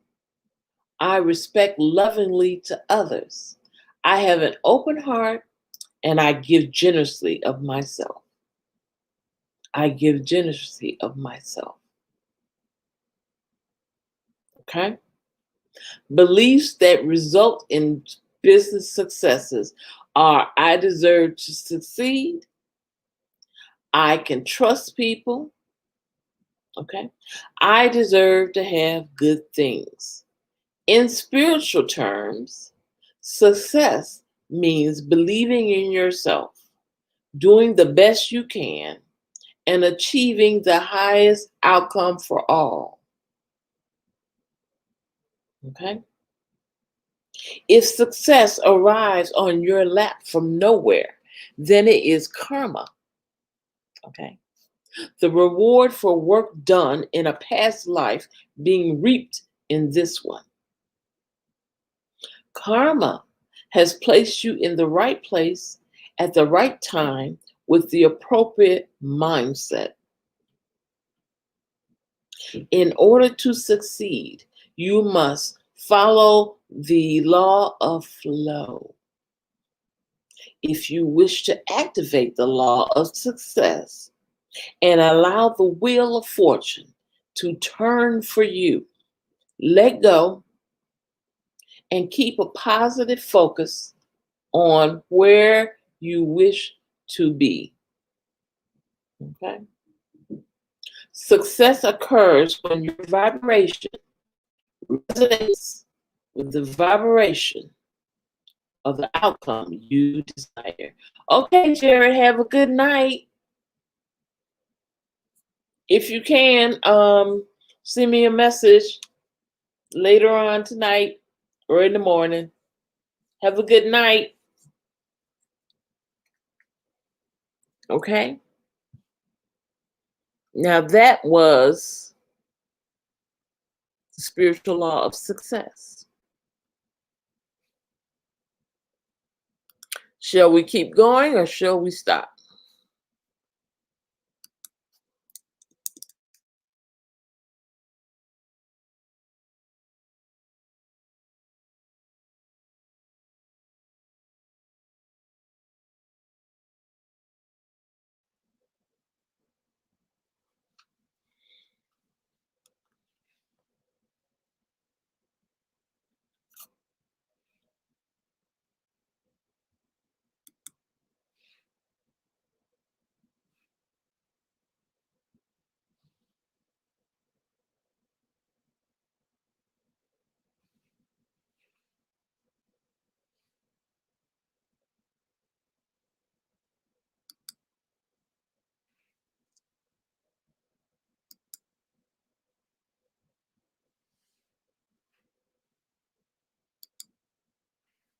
Keep going, keep going. Okay.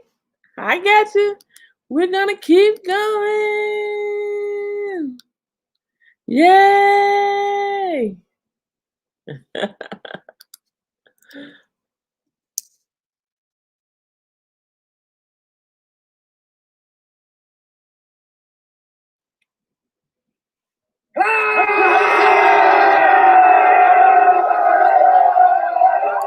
Woo!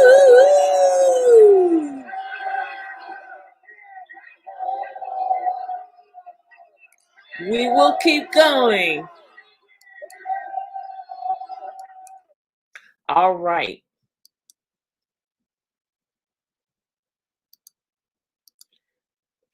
The next set of spiritual laws is called the laws of higher awareness. Write that on your paper. The laws of highest awareness.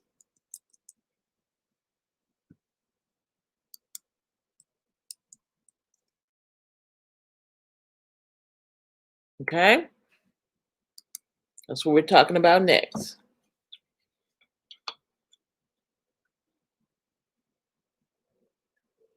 Thank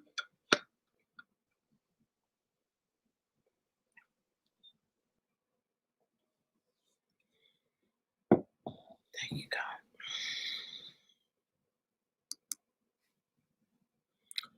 The first one is the law of balance and polarity.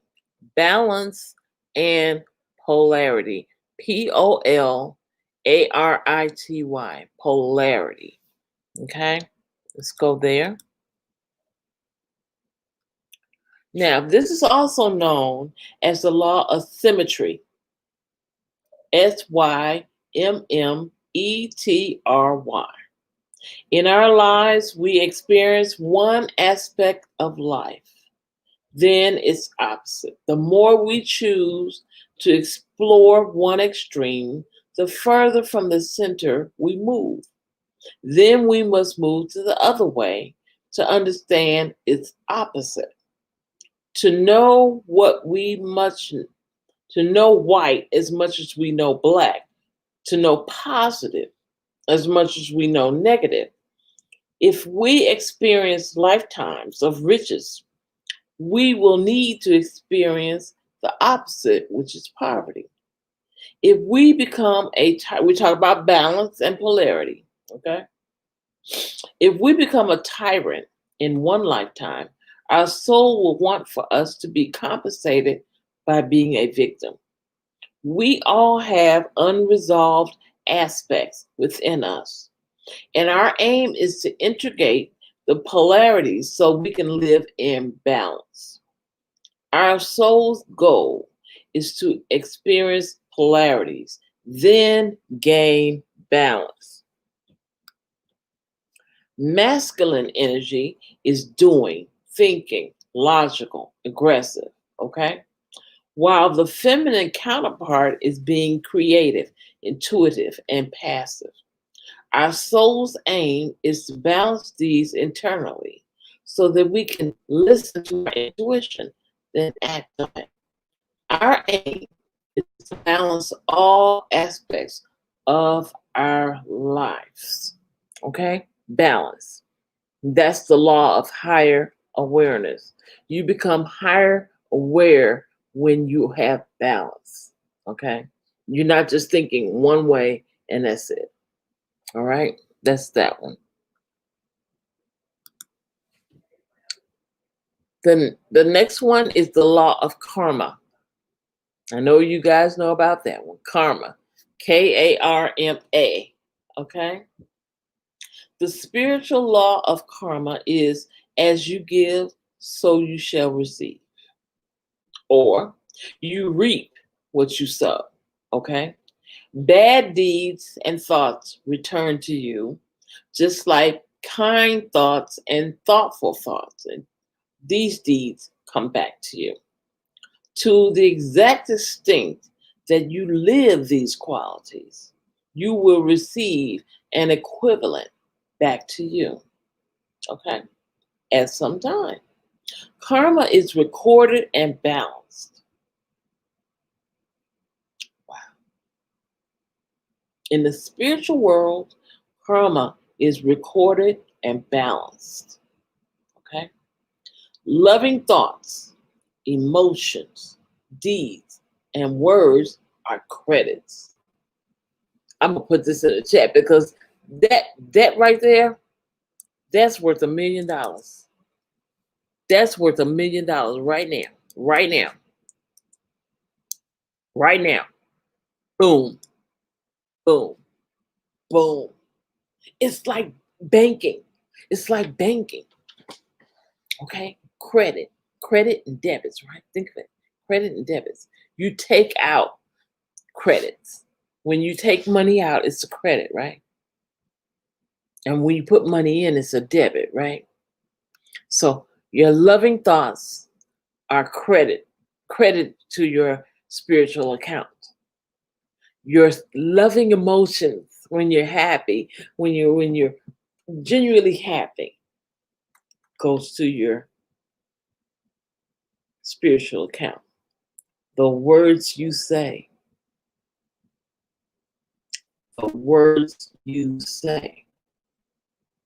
are credits. Loving words are credits. Loving deeds are credits. Loving thoughts are credits. Okay. And negative thoughts, emotion, and deeds are debits. The universe calls these up when we least suspect it. God will check out your account when you ain't even thinking about it. Baby, he'll go into your account and see what you've been doing. Have you been naughty? You've been nice. You've been naughty? You've been nice. Okay. Because what you been, that's what you're going to get.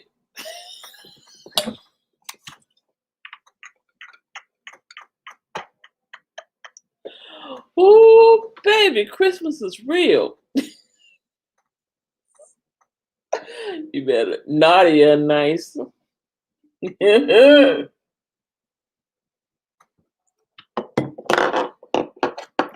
Baby, you better put you some credits in there. You better put some credits in there. You better start doing something nice. Stop kicking them dogs. I say kicking dogs. Lord have mercy. Y'all better get your credits up. Christmas is coming. Literally. And Christmas don't have to be on December 25th. God can say tomorrow's your Christmas. Let me check out your account. What you been doing? Huh?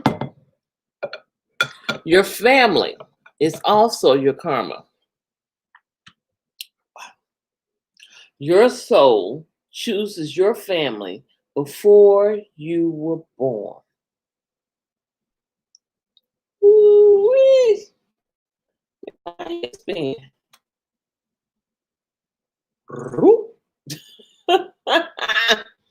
Difficult family ties may be a consequence of unresolved feelings or situations in a past life. Unresolved feelings or situations in a past life.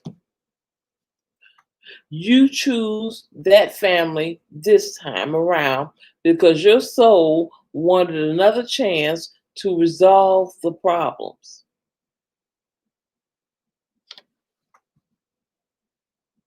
That would denote that your soul is choosing which family you're in. That sounds like to me.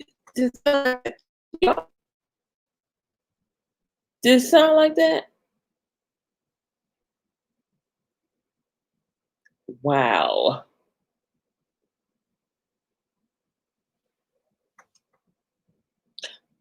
This offers you the lessons your soul needs to learn. You see how important your soul is? You see how important your soul is? Your soul determines what kind of family you're going to be in. Whether you're going to be with Jimmy Bob and Mary Sue, or whether you're going to be over here with Leon and Princess. Or you might be over there with Mickey Mouse and Minnie. Good Lord.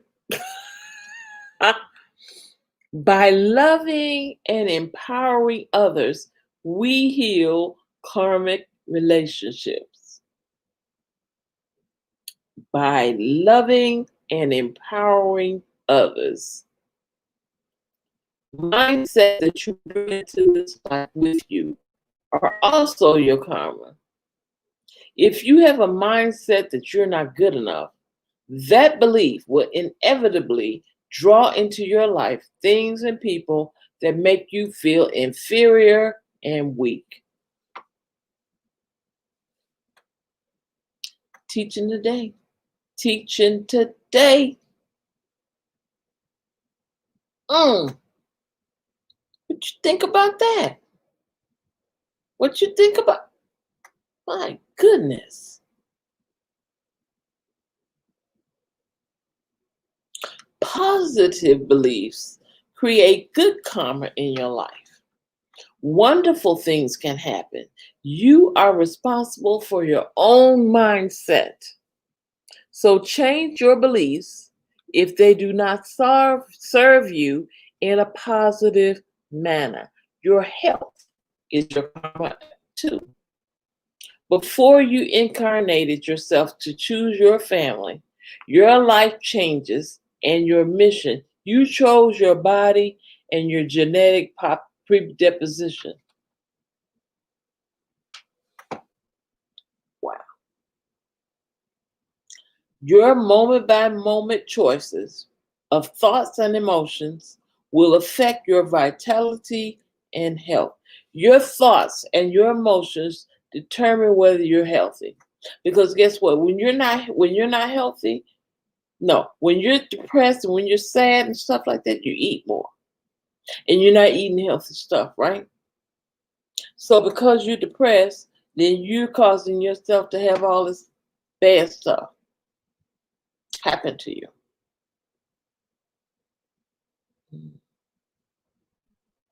This is your karma. Your moment by moment choices of thoughts and emotions will affect your vitality and health. The balance sheet of your karma is known as your Akashic records.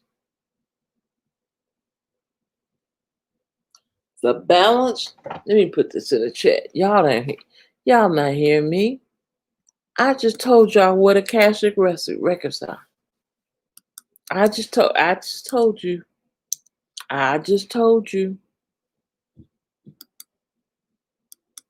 Look at here. The balance sheet of your karma is known as your Akashic records.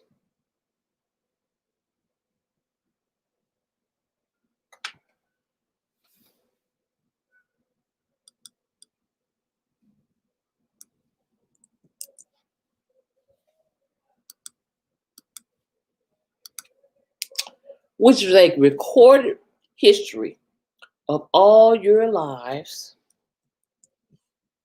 and life experiences and lessons. Wow.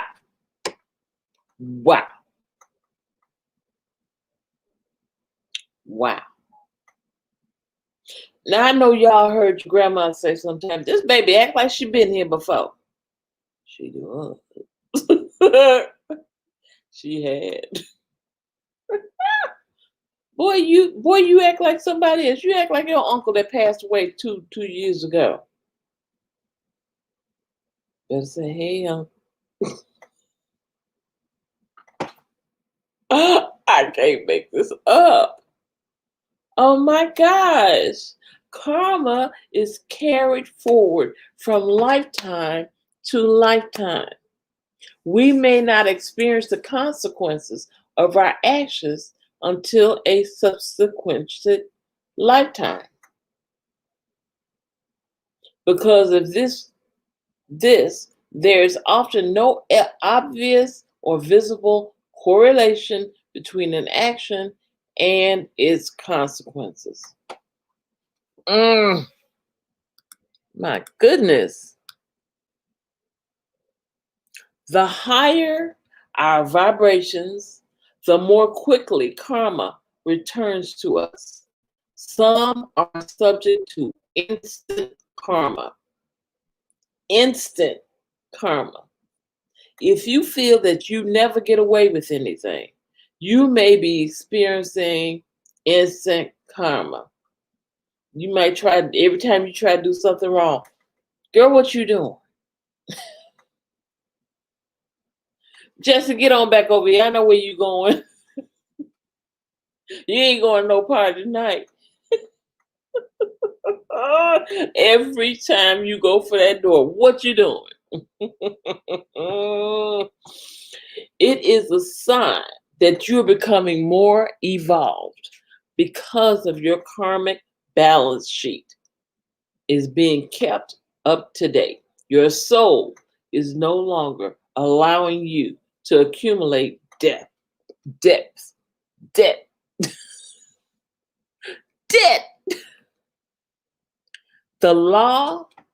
key of the law of karma is you reap what you sow. A little bit more about the Akashic Records. The majority of the world's cultures, faiths, and philosophers generally agree that the Akashic Records exist. The Hindus believe in a universal substance of Akasha, from which the natural elements of water, fire, and earth were created. Okay? The Akashic Records are perceived to be the collective memories and histories of every thought, physical and emotional vibration, sound, major event, minor incident, and all movement in eternity. The Akashic Records are the entire history of everything that ever has been and everything that ever will be. They could be looked upon as a memory bank containing details about everything that happens in the universe and information about every spirit and the many lives they have lived. Wow. Wow. That was deep. That was deep. Okay. Wow. This one gonna be deep too. Y'all said keep going. We going. The law of reincarnation. The law of reincarnation. Who believes in reincarnation on this chat? Who does?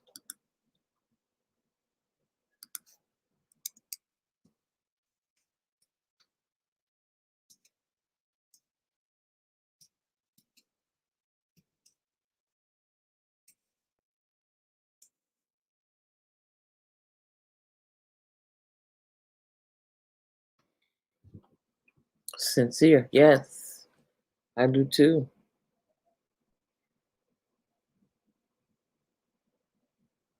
Yes, amen. Amen. Amen.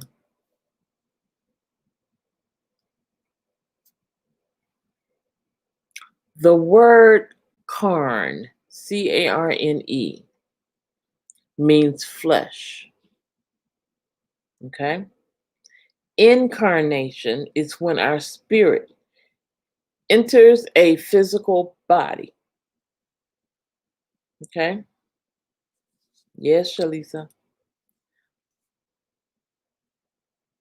Reincarnation is the principle of returning in a physical body more than once.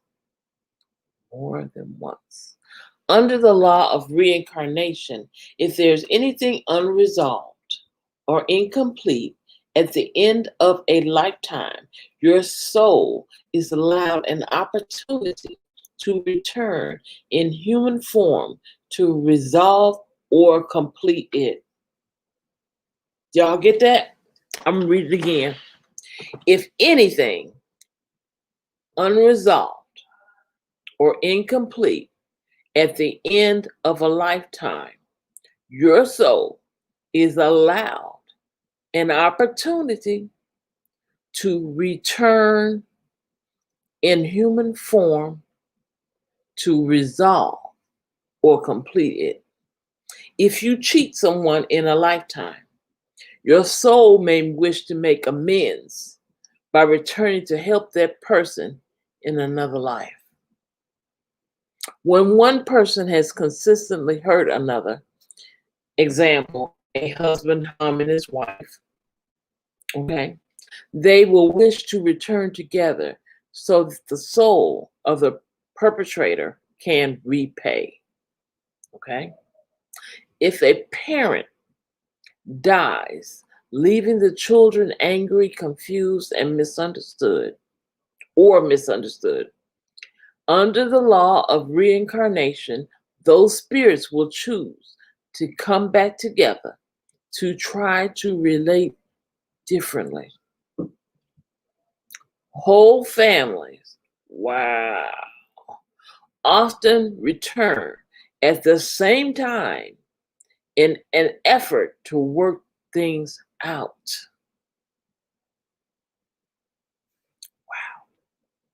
Often, we reincarnate again and again in similar circumstances because of the soul's desire to put the past to rest. Once we are on an earth plane, in this material plane of free will and choice, it is all too easy to forget the ideals and perspective of the spiritual world. Once again, we make the same mistakes and are trapped in the cycle of reincarnation. Okay? Earth is a living establishment. We in school down here, child, in which our lessons are presented to us in the form of experiences. Once we die and leave behind the physical body, our soul's report card is scrutinized and reviewed with the help of our guides, angels, and spiritual mentors, okay, known as the Lords of Karma. We then decide which lesson we need to brush up on and which lessons we need to redo in order to accomplish our goal of ascension.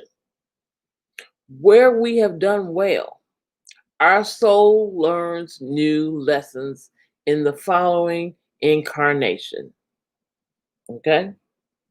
Souls will experience lives in every religion, have lives as peasants, merchants, soldiers, medics, artists, every conceivable lifestyle, an area they can learn from.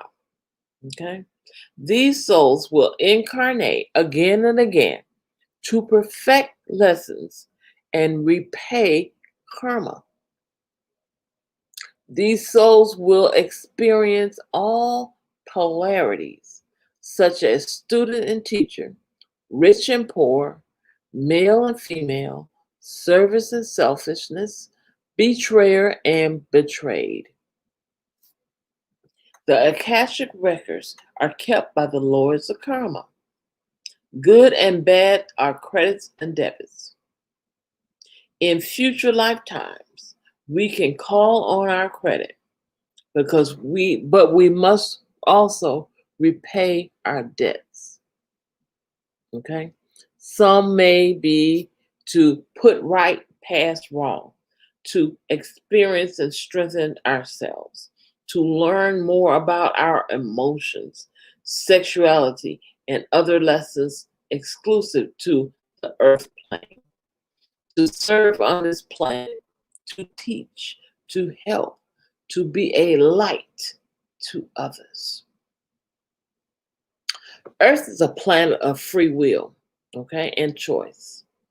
Every thought, word, and deed eventually manifests into your life. Your mindset and your emotions build your physical body and provide you with opportunities to have different experiences. Ultimately, there is a spiritual working out of all things. It is not up to us to judge what somebody else is doing or how they're handling the lessons of their incarnation. Just be aware that every single soul is on a journey over many times, and they are continuously learning on that journey. The greatest way of helping another is to demonstrate by example that there is another way of living. Wow. That was beautiful. I like that one. Did you? That was the law of incarnation. Now we have the law of responsibility. The law of responsibility.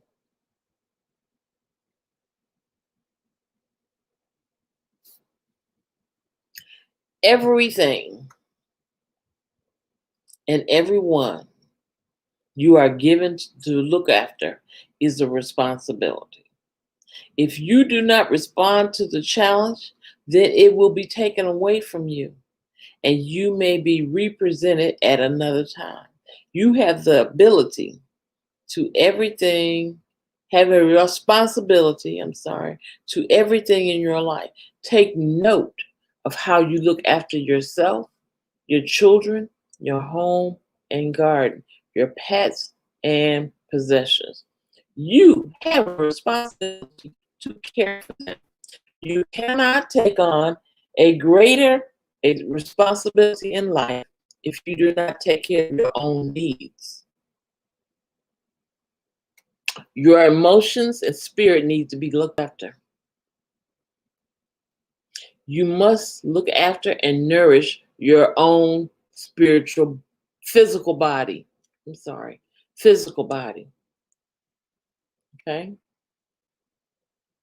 And take care of your emotional state. Every single individual is responsible for their own feelings, their own destiny. And you do not have the right to carry someone else's burden for them, as this would prevent them from learning their own personal growth. Okay? When we take responsibility for someone else's decisions, we do not serve their highest growth or good. Your responsibility is to empower, strengthen others, and encourage them to carry on their own responsibilities. Most of us project our own feelings onto other people. If you cannot tell someone about a situation or how you feel in case they feel hurt, jealous, angry, depressed, or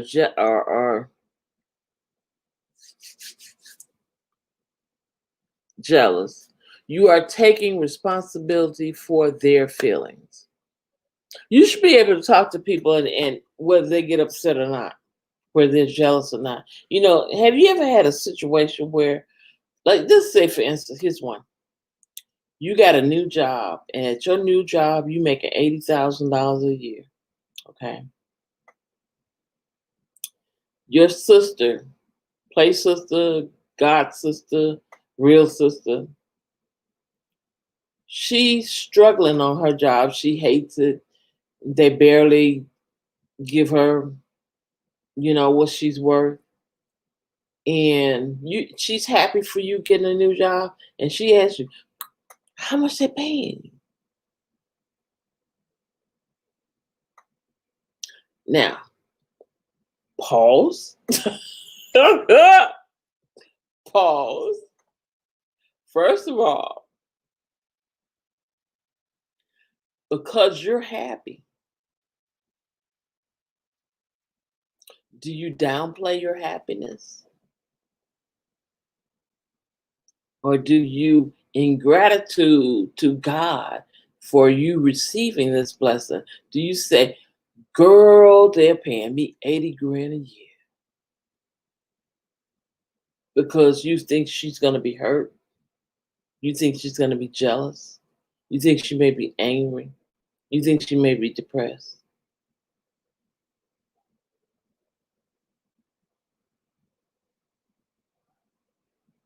But when you speak honestly about your own feelings, your own blessings, okay, you are taking responsibility for you. By doing that, you release them from their feelings for them. Now, after you told her that and she gets angry, she gets jealous, whatever, you look her in the eye and you tell her there's something within you that you can do that can help you to make that and more.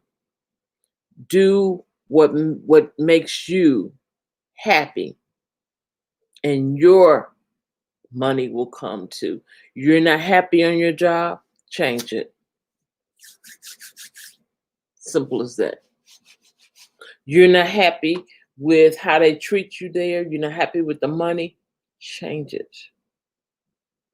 I don't care if you've been there 20 years. If it's not taking care of you and making you happy, why are you staying there? Get a better one. You've been with somebody 20 years. Y'all can't even be in the same room together.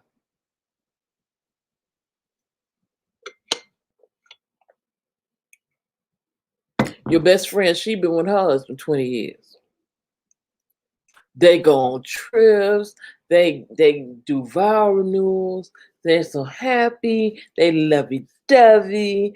He's buying her diamonds. She's happy. She's cooking him breakfast, lunch, and dinner. She's happy. You know, no sexual frigidity, happy. Everything is happy. But you're going through hell.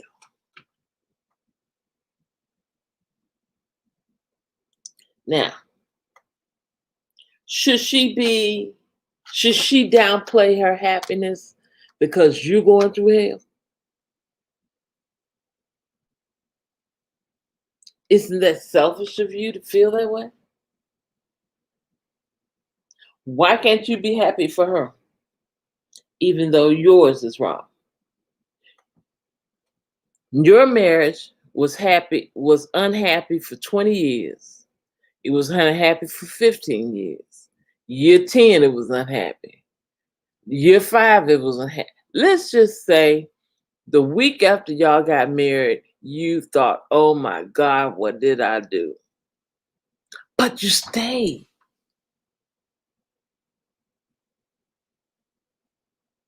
But you stayed.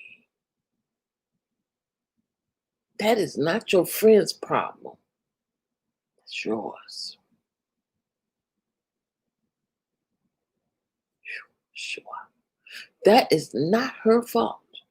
And she should not have to downplay that she's happy because you're miserable. That's the spiritual law of responsibility. Moving on.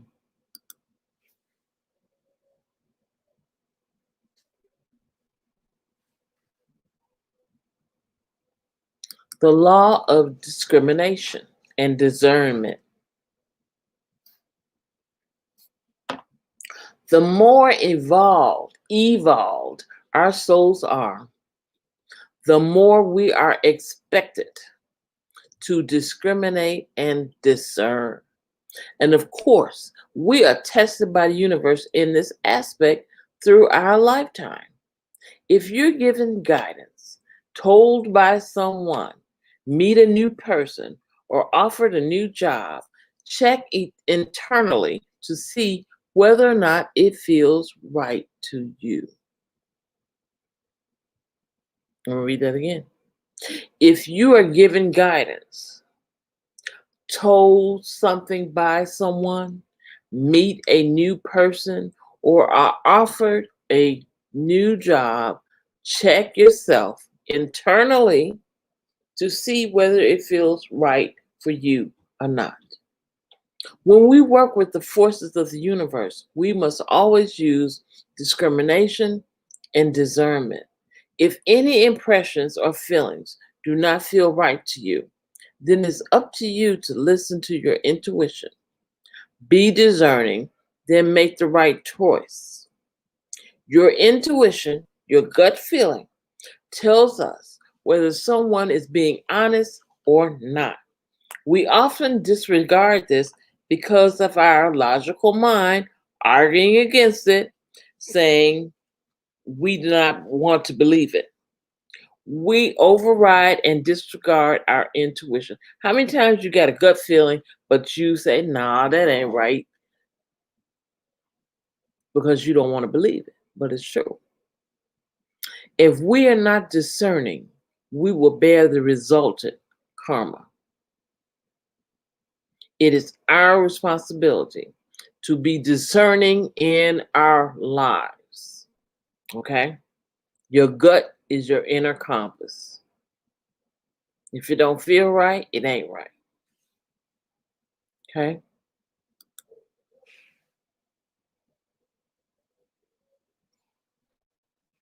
The law of prayer, the spiritual law of prayer. What is prayer? Prayer is communicating with God, higher source, universal energy. Okay? Every word and every thought is actually a prayer. Every word and every thought is actually a prayer.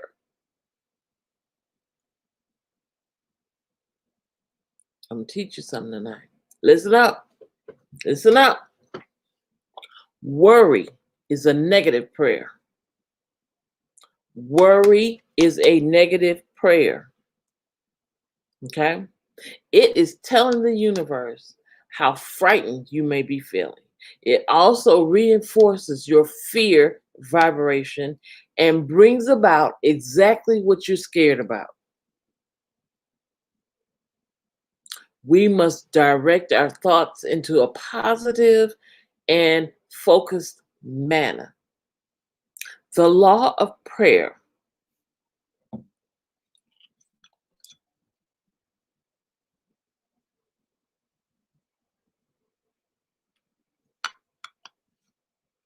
is asking and believing. Faith is an active ingredient in bringing your prayers about. The moment you have offered your prayer, start thanking the universe for it. Then prepare to receive what you have asked for. That's the part a lot of us lack in. Preparing to receive what you asked for. You ask God for a house,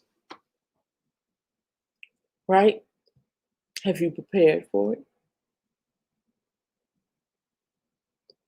Hmm. Have you got your ducks in a row? Are you just asking and believing that you're not getting it anyway?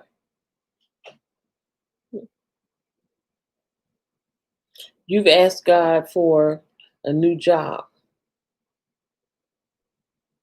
You don't have your resume up to date. You don't have your references together. You told God God, sure, I really want to go to school. You haven't put any applications in.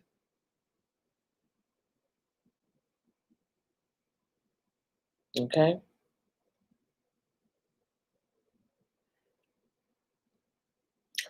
Often people pray without really expecting the prayer to be granted.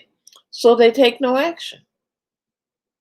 See, when you put action on your prayers, that's like putting feet on your prayers. Okay? Okay? Let's say that again. Often people pray without really expecting the prayer to be granted. So they take no action. Okay?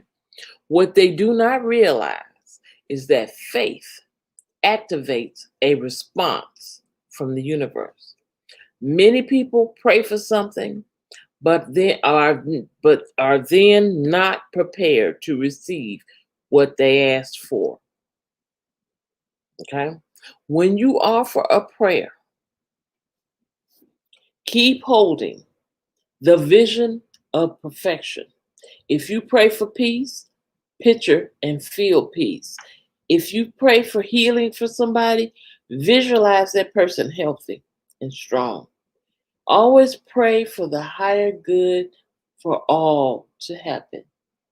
Prayer is simple, sincere, authentic, and from the heart.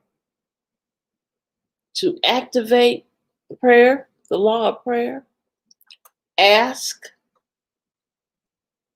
detach from the result, thank God for responding, hold on to your faith, prepare for it to be granted. If you wish to draw something to yourself, you must ask in the right way, and the divine current will bring it to you. You must be sure that you're really ready for it. Asking is prayer. When you pray for something and really believe that it will be granted, your energy links to the divine, okay? And the universe sends a response. The faith you have is what aligns you and your requests to the universe current. To ask is to center yourself in the radiant light and project your clear divine thought into the mind of source, universe, God. Okay? When your thought vibrations align with the cosmic thought that is asking, the divine current it must answer you and pull you into itself so that the situation moves and transforms. To ask in such a way is always to receive a response from the universe. Ask, detach yourself from the result, thank God for responding, hold on to your faith, and prepare for it to be granted. That's the law of prayer. Okay. The law of meditation.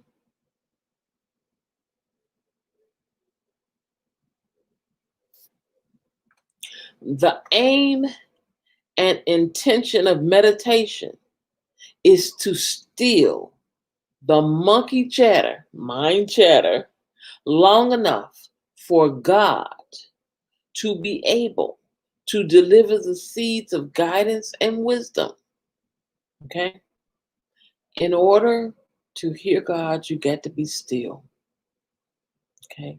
You've got to be quiet. Okay? During meditation, we have an opportunity to explore the resources available to us. It is here that we find our true, authentic selves. Meditation allows our divine self to expand. There are hundreds of types. People practice meditation for many reasons. It's a component of many religions. Okay?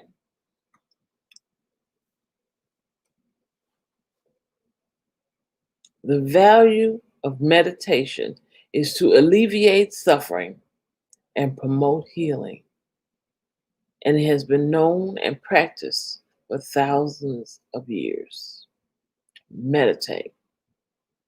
We do this here on this channel, and I hope that you enjoy when we meditate. Okay?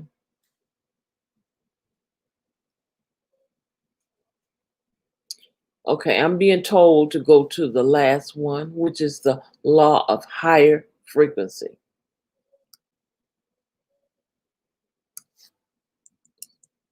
The law of higher frequency. It's 11:11. Make a wish. Make your wishes.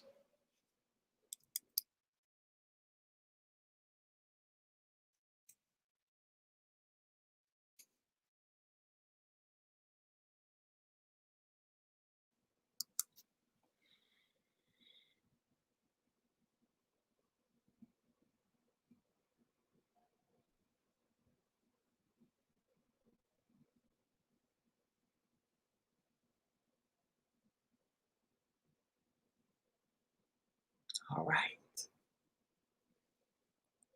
Doors are open. So we're going to talk about now the laws of higher frequency. This is the last one. It has different laws in it, but this is the last set of the universal spiritual laws, okay? Anybody has any questions before we get into this one?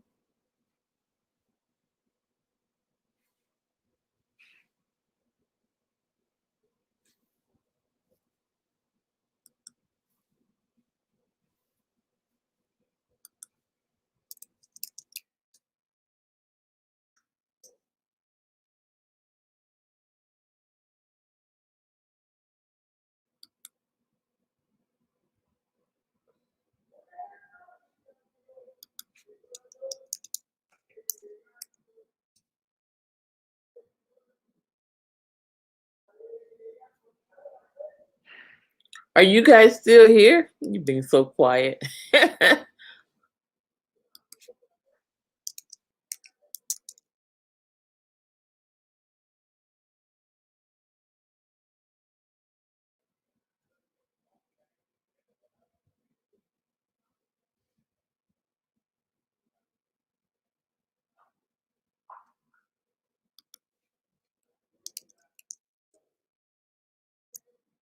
If you're still here, put a yes in the chat. Aisha says yes. Awesome. Sincere says yes. Okay.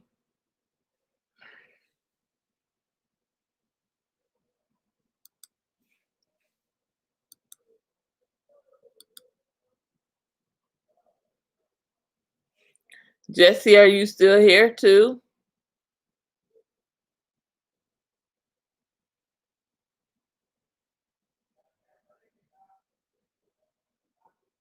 Asin, are you still here?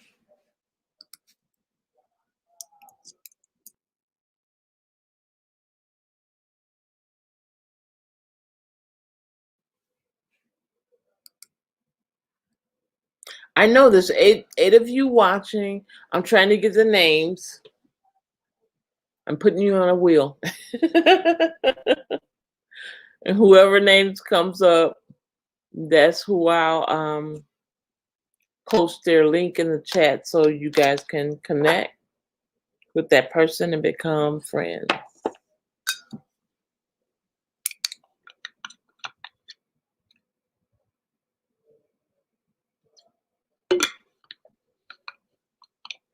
So far, I only see 3 of you.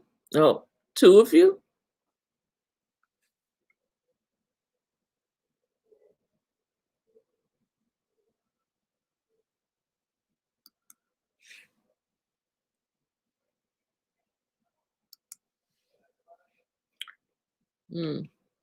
Looks like Jesse's been gone.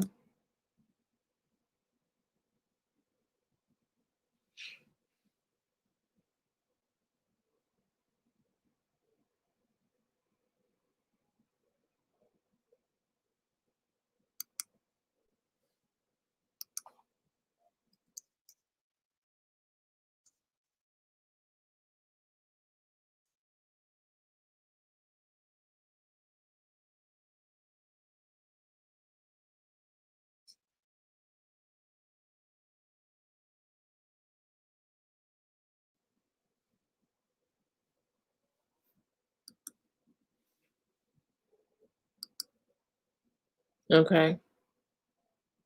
I'm going to one. The laws of higher frequency. That's what we're talking about now. The laws of higher frequency.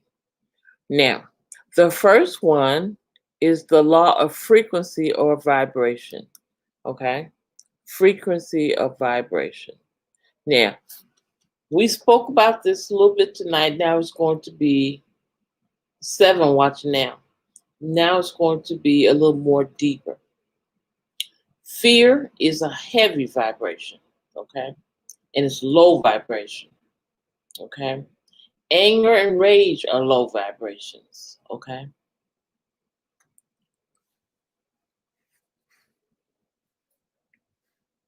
Calmness, being centered, that's a high vibration, okay? That's when you are empowered, okay? That's when you can speak your truth with and live with integrity and be your authentic self, okay?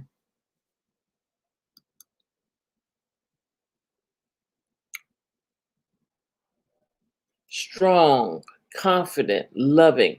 These are all high frequencies, okay? Angels.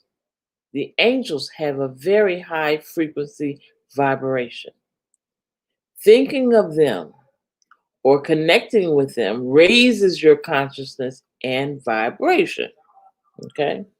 To do something because you feel obligated or pressure or that you should is a low frequency, okay?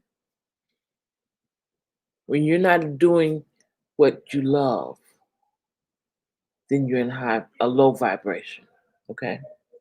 Lack of self-worth and negative talking about yourself is low vibration. Okay. You have to recognize that you are a being of light, a being of light, okay, and energy. All you have to do is realize and recognize and accept that you are a being of light, and your vibration will lift considerably. Okay. When you realize this and act as a master of light, you radiate a high vibration. When you live your life with charm, grace, joy, integrity, generosity, and any of the other positive qualities, you will automatically dissolve the low frequency emissions of other and raise them to a higher level. There's Jesse. All right. Under the law of karma, wonderful things will happen to you when you raise your vibration. Okay? We have to stop thoughts of jealousy, anger, violence, abuse, guilt, swearing,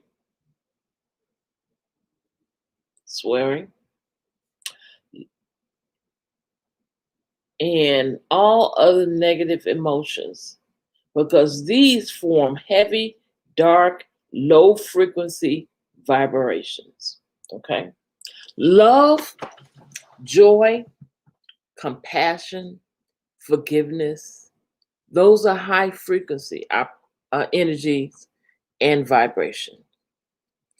Being ill, having a disease is a heavy vibration which blocks the flow of vital life force. Hey, Pretty Brigade. Hey. Okay. And your name also has a vibration. Your name, just your name. When it is spoken, it calls in your life lessons. Okay? Before you were born, you chose the name. You chose the name. I'm glad, Jesse. I was wondering, to suit your life purpose and lessons. Then telepathically imported the name you wish to be called to your parents. You in the stomach and you telling mommy, I want this name. Isn't that cute? Each letter of your name has a corresponding number, and the totals of these numbers give you your first name vibration number. Okay? Let's see if I can get that link. Put in the chat.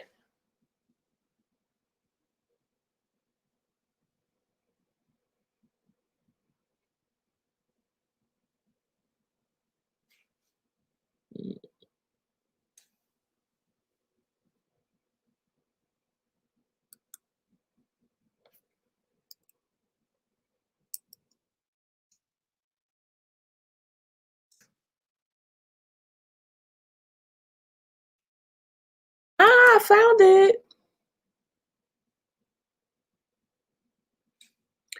Here is a chart that you can put your name in and come up with your numerology for the numbers for your name.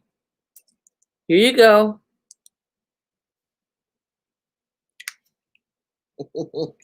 I'm going to do mine. You do yours.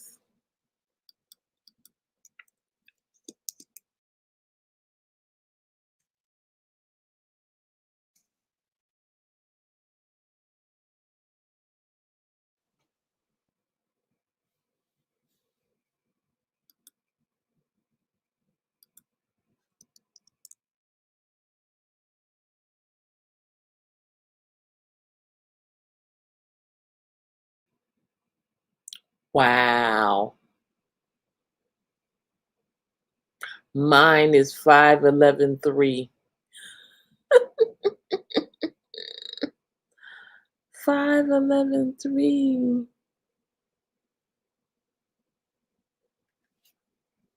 Mine says smartness, curiosity, willingness to accept changes, the desire to promote originality and exceptional plans, and success through cooperation with others. That's me. I'm gonna print this out.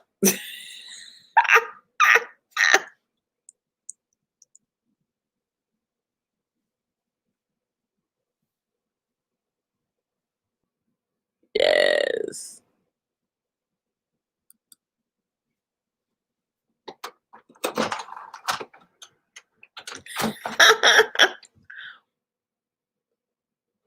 What does yours say? Did anybody do theirs?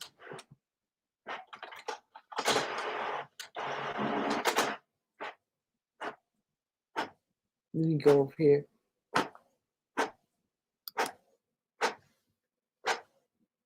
Oh, Sincere says hers is 77. Shalita is 11. What does it say about you, though? Those are good numbers. See, I printed mine. I printed mine. Oh, you should have. Hold on, guys. No, you should have 3 different numbers. You should have a number for your name. You should have a number for your soul urge number, your heart's desire, and a number for your personality.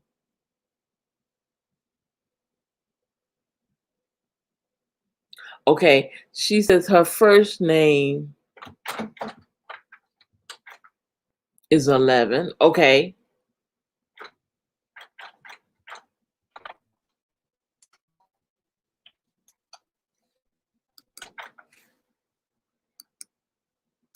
Yeah, it should give you 3 separate numbers.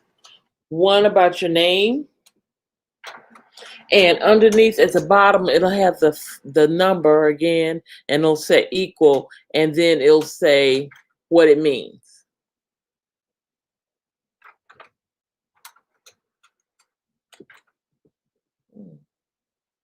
Typing something else there.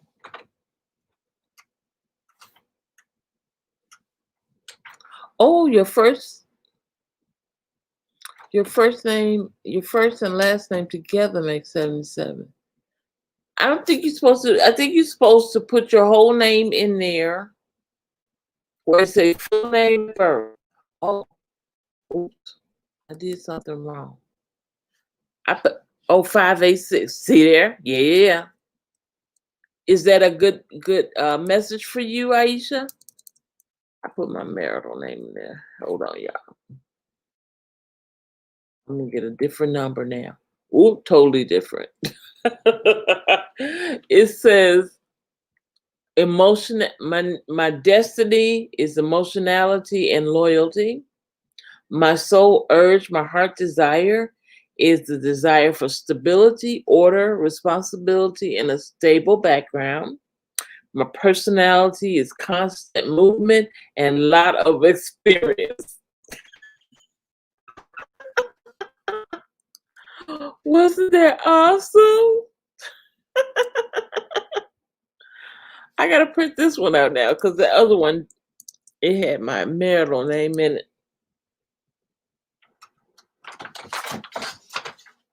Now I'm gonna do my husband. This is fun. Beauty Brigade, you do yours too.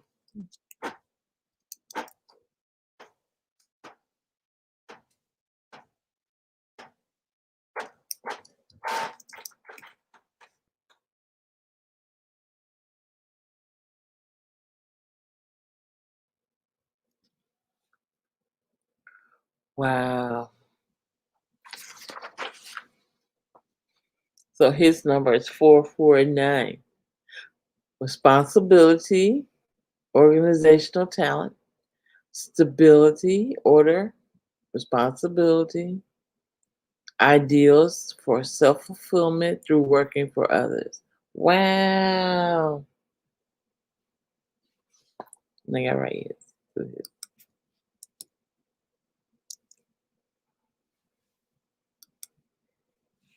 11, 5, and 6. Was that a good number for you?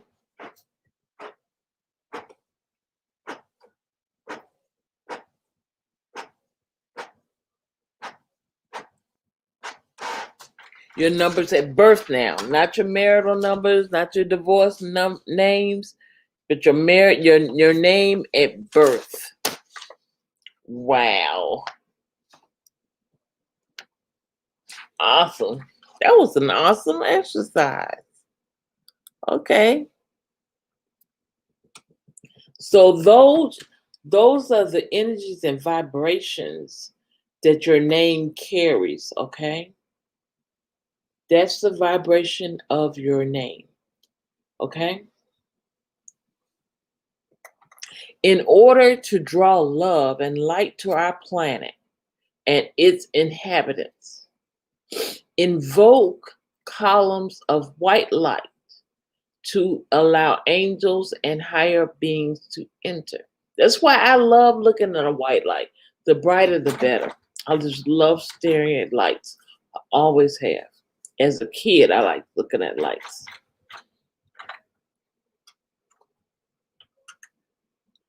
Wow, 7127. Wow. Shalita, 41111. Oh, what's the 411, boo? Wow. Beauty Brigade, 1155 and 6. 11, 5, and 6. Those are good numbers too. Wow. You guys can keep that link and you can do your family or your mates or whatever. You can find out about it. The lower, heavier vibrations can always be transmuted, which is changed, and raised higher by the light vibrations of love, compassion, joy, kindness, and light. Okay, that is the law of frequency and vibration. That's why I say keep your vibration up. Okay. The next one is the law of miracles. The law of miracles, guys. On earth, we live in a heavy vibration, honey, down here. Ooh-wee. This heavy vibration is subject to the law of karma. The divine frequency dissolves and transmutes our lower energy. Yes, awesome. A miracle occurs, and a miracle occurs. Thumbs up, guys. Give me a thumbs up. Give me a like. Okay? It says, as the world consciousness rises, more and more people are accessing the divine, and consequently, more people are experiencing miracles. Miracles. Genuine forgiveness and unconditional love are divine energies which allow miracles to happen. When you truly forgive somebody, even though they hurt you to your soul, God will give you a reward for being kind. Okay? And He will give you that light within, that high vibration that will bring in the miracles.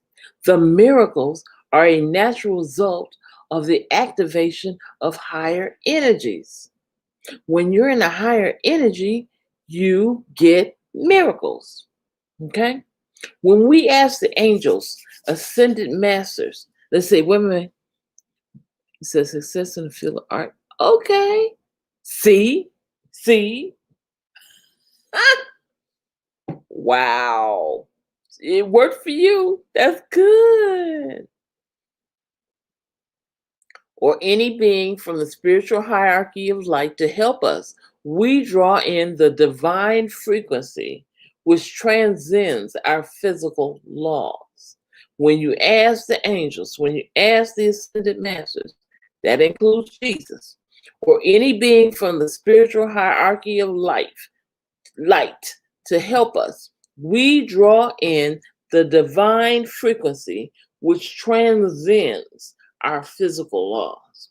Synchronicity, that's why we read the numbers. That's synchronicity, right? I got some more numbers, okay? Stick with me tonight. Tonight's a heavy night, long night, but you need it. You need this information in your life.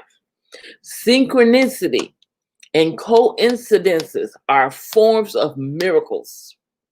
Spiritual forces are working behind the scenes to coordinate the universe to make sure that predestined meetings and events take place.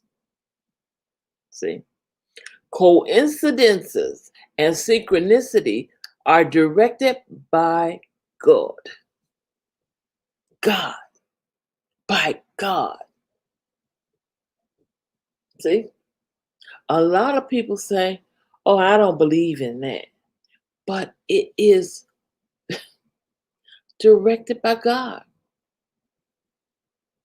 God tells the angels to give you a message. They can't come down here and talk to you face to face, boo. So they will give you a message in numbers.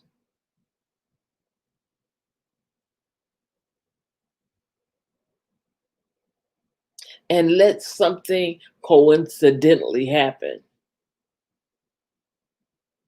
Okay? So that you have the opportunity of fulfilling your destiny. God knows what you need to fulfill your destiny. He knows how much you need, where it needs to come from, and who needs to give it. And he will send the angels to give us a nudge as to what the answer is. Okay? He'll give a nudge to somebody to come and do something for us. Hiccups.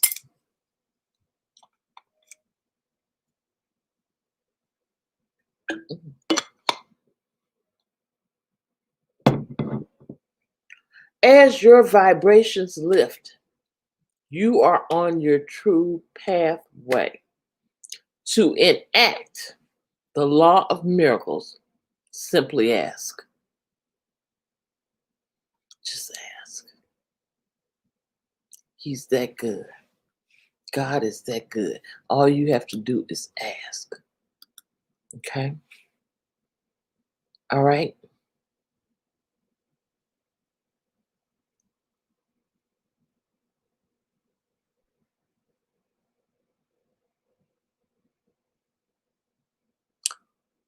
I'm going to do the law of blessings. The law of blessings.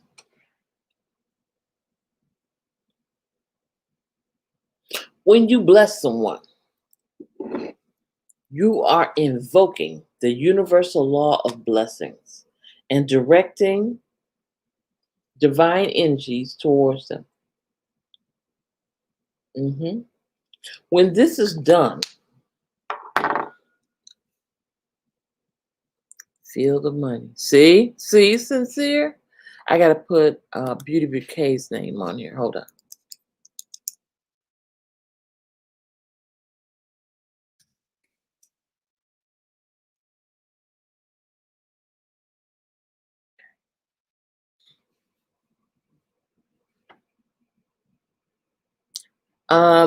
Right now,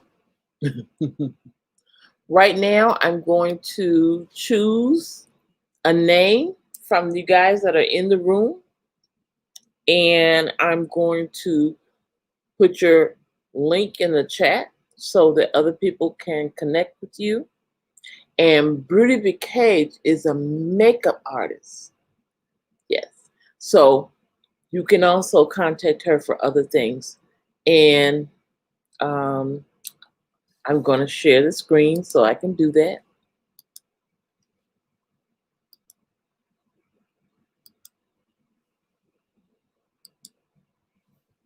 Okay. Here we go.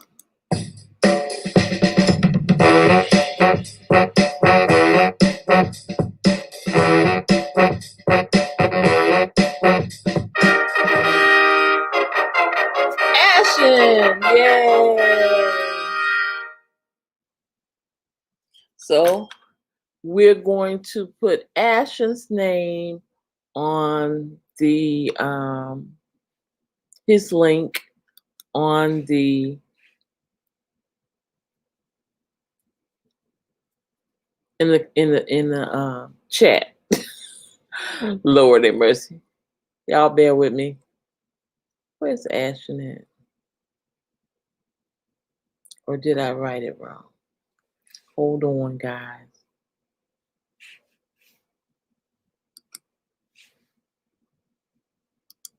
Let me see. I think I wrote that off. I don't see Ashen. I don't see Ashen. I see Aisha. Okay. So let me take that off. So let's do it again.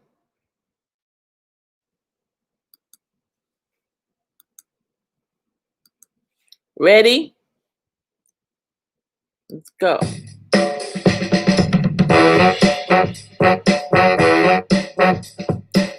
Shalika!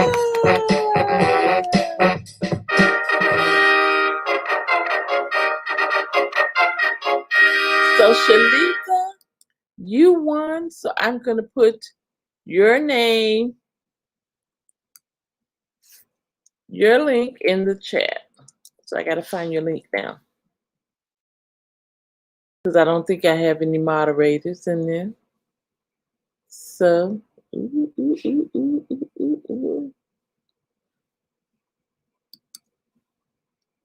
so let me put her name in the chat.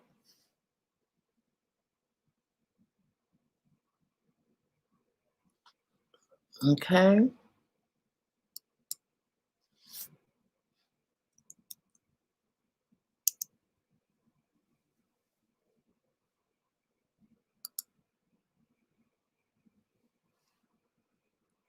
Okay. I've got it. I've got the link. Congrats to Shalita.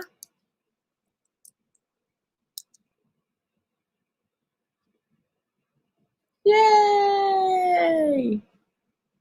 All right. I'm going to do one more time. Oh, let me, did I take it wrong? Yes. I'm going to do one more time. Here we go.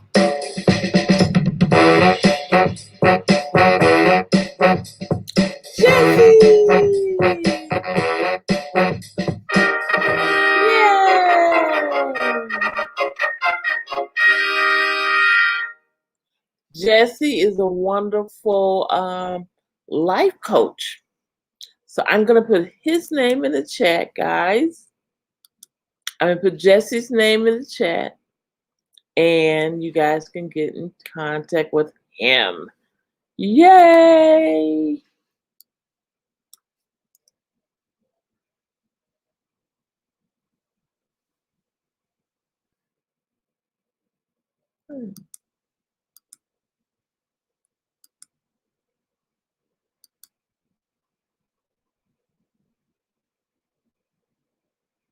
Shalita, I'm going to come back and look at the video, okay? So that it will stick. And I remind myself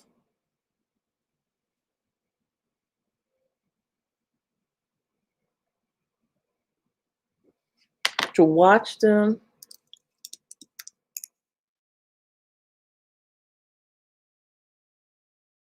Where is he at? Did he leave? Mr. Jesse Lloyd. Yay!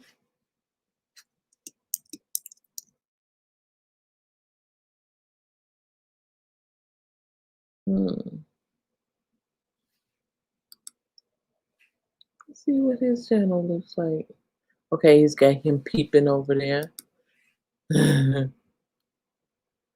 Uh-oh. Uh-oh. Where is Jesse at? Jesse, where is your channel? Oh my goodness.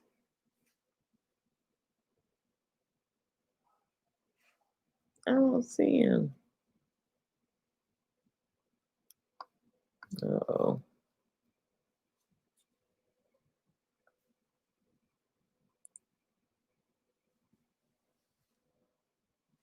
Is it IE?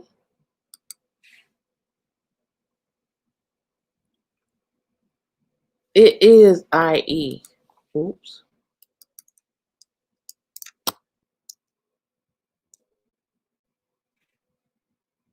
Okay.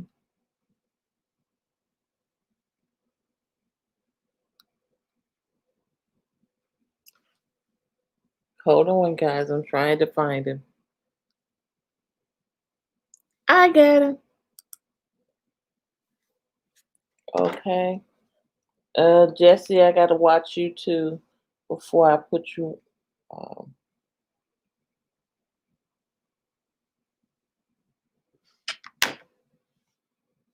So that my connection to you sticks. Okay. And good things happen in 3, so you got one more chance.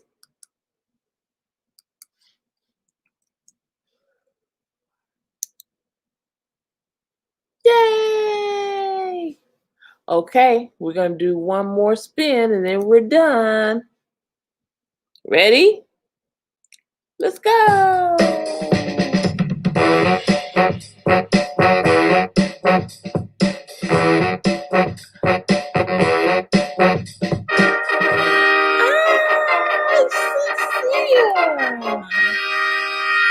Yay! So Sincere, we're going to put your link up, your linky. Hold on. So you can contact Sincere and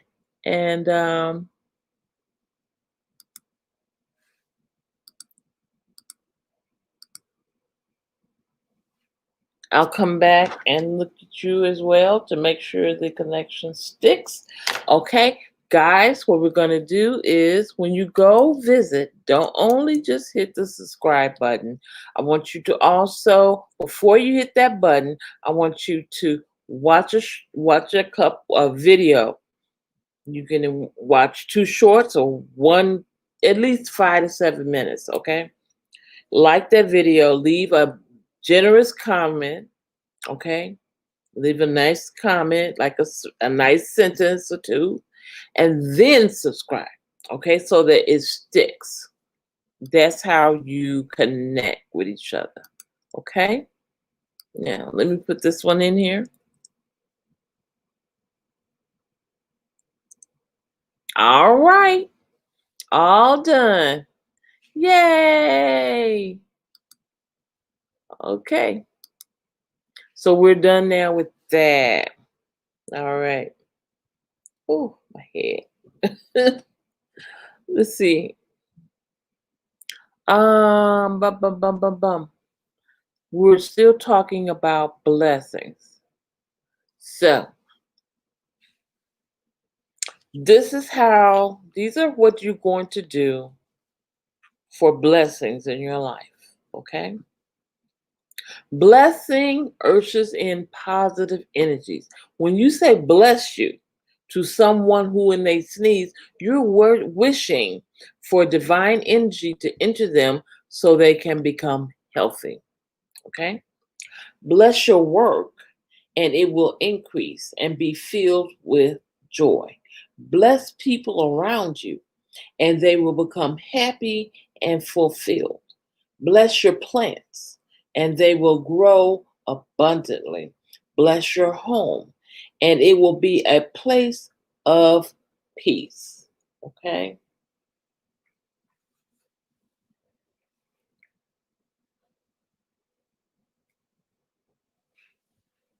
Bless your body, and it will become a beautiful temple of your spirit. You can request blessings from others as well. Bless your everyone and fill them with divine energy, and yourself will be open to the blessings of the universe. Okay? I think I've got one more, guys, I'm going to do, and then I'm going to cut on out of here. Okay? And this is called the blessings of one, the law of one.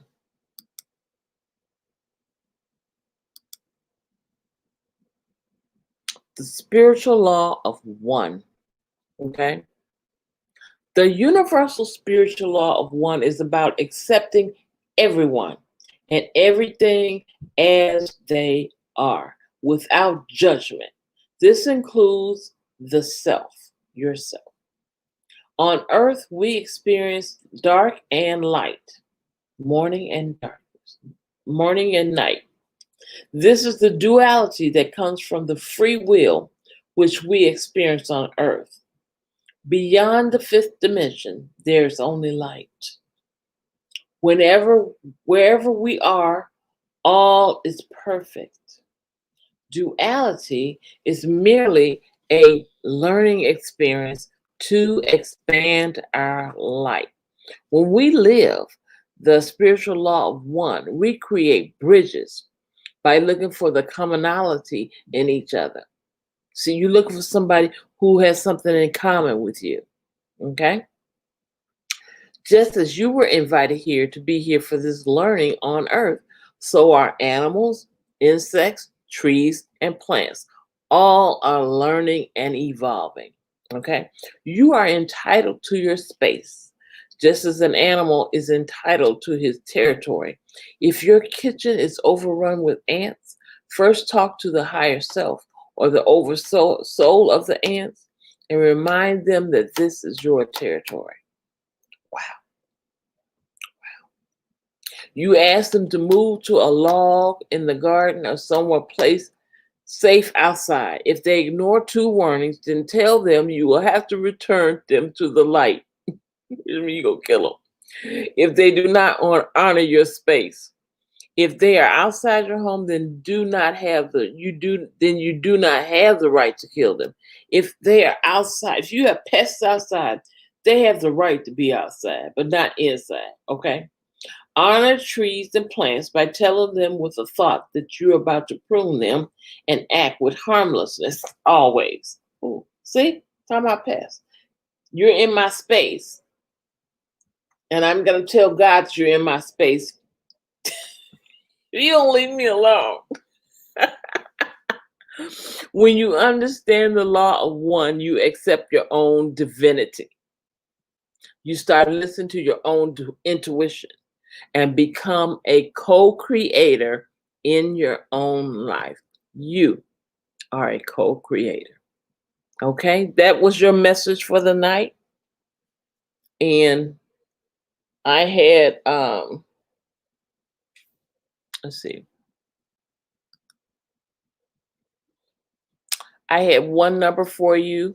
I had the 9, that was the 939. And I had one other number for you, which was 808, which we know is increase. I think he's bothering me.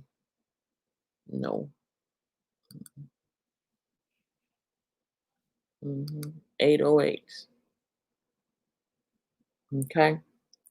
Angel number 808 brings a message from your angel signifying that the impending endings in your life are a part of your soul purpose and life mission.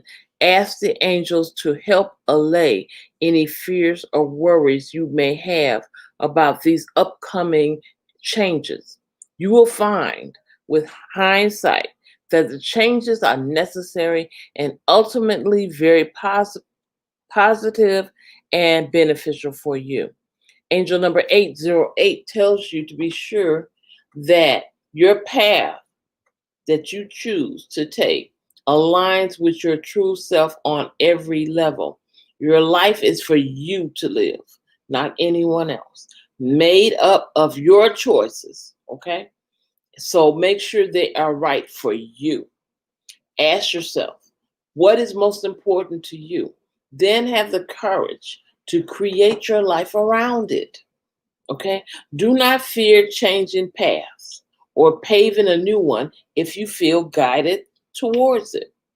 When you live your life from a place that reflects who you truly are, the energies of the universe comes together to assist you.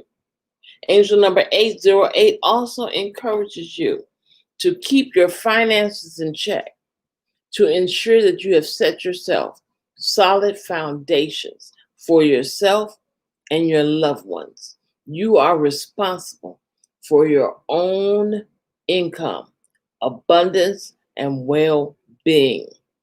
Okay? Keep your finances in check. All right? The universe and your angels will always support you, but it is your responsibility to ensure that you have put in the proper work and effort. This will ensure your future prosperity and will help you to live up to your full potential on every level. Okay? Ooh, it still bothers me. All right, guys. That's it for me, unless you have some numbers you want read or some questions. Any questions on tonight's lesson? Any questions?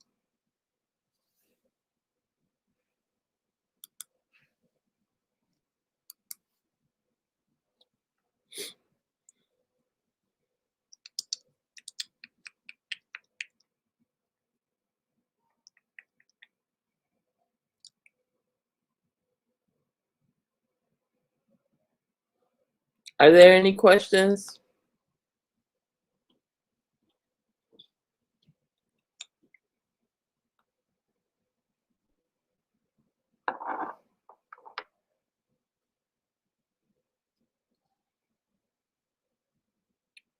Oh, I know what I want to do. I want to show you guys the changes I made in the store.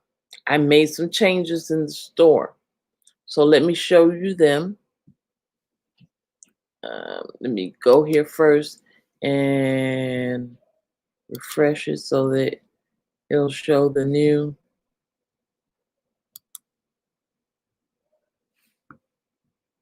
Hmm.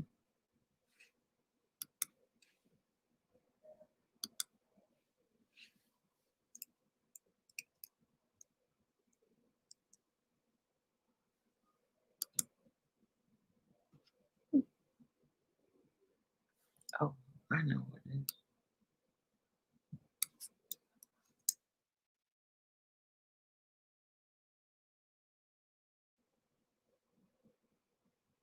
Hmm.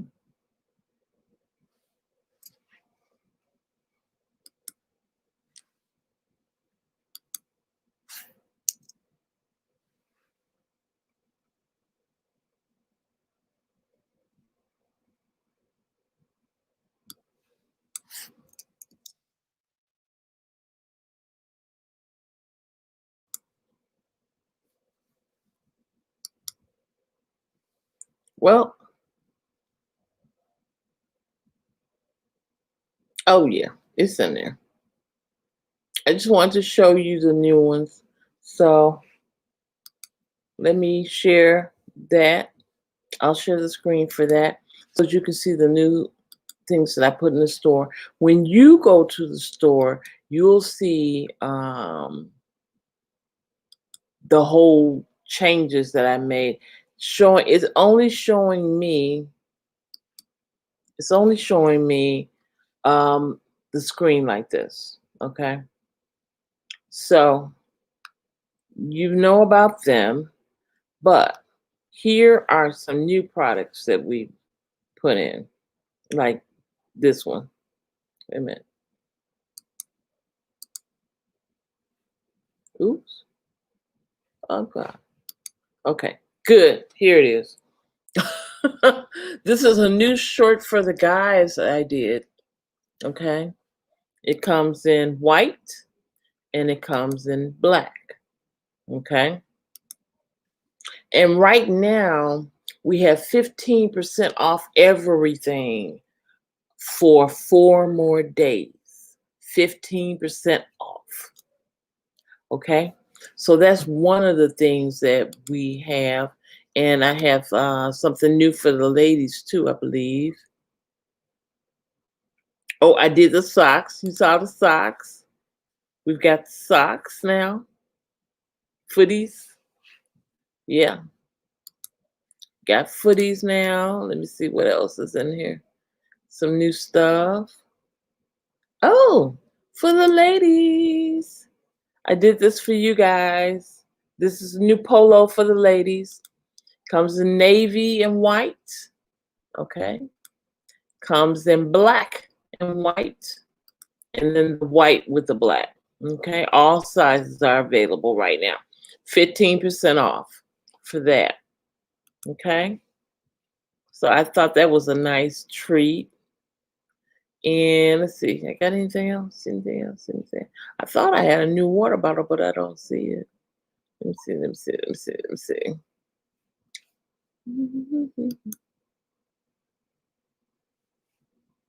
Nope, that's it.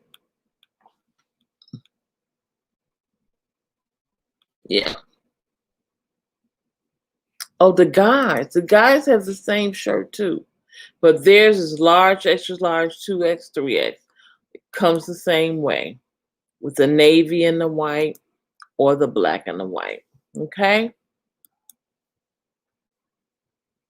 And I hope you guys like those. Those are new products for us. You like the dark hat? You did. Oh, okay. Wait a minute. Let me show that one.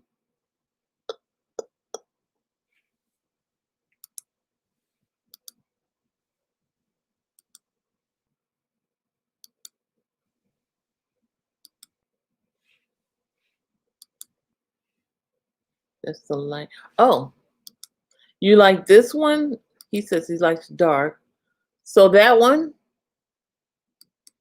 I think it comes in navy, the darks, navy and black. And I think it was one more too. This one. That comes in navy and black too. And it's cheaper than the other one was. Okay.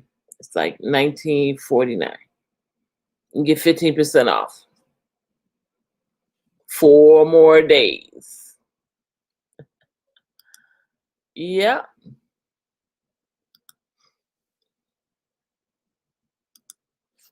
So yeah, guys. That was the lesson tonight. And we'll be back on again Sunday night. Okay, Sincere. Yeah, you're gonna look nice in that. See, I'm asking all of my angels who are going to be with us through the fruition, to get at least a t-shirt, a hat, or something with Angel Light Over Darkness on it. So when we meet up and we are meeting face to face, we'll have our t-shirts or our hats or whatever on. So we'll know that everybody will know. Oh, thank you, Sincere. I appreciate you. Everybody will know it's us, right? Because we're having a seminar and a retreat next year. I don't know where it's going to be, but you can reach me on my IG. I'll put that in the chat, and you can give me your ideas for places that we can go. How about that? Let me give you my IG.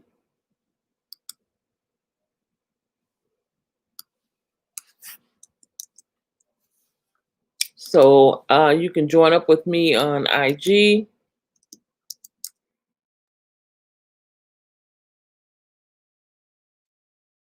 All right.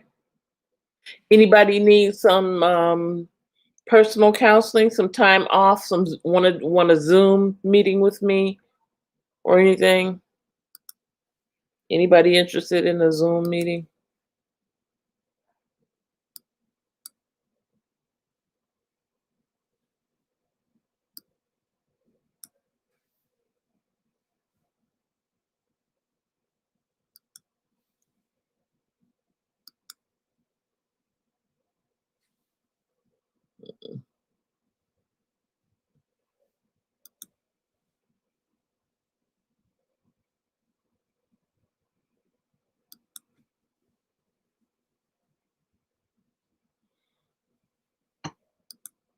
Okay. All right. Well, if you guys do, you can contact me on IG and I can give you the information there as well. All right, guys, it's 12 o'clock. We're going to cut out right now. Okay. I love you. I love you for coming. I love you for staying through this magnanimous lesson. It was very, very good lesson. I really loved it. And I hope you did too. Okay.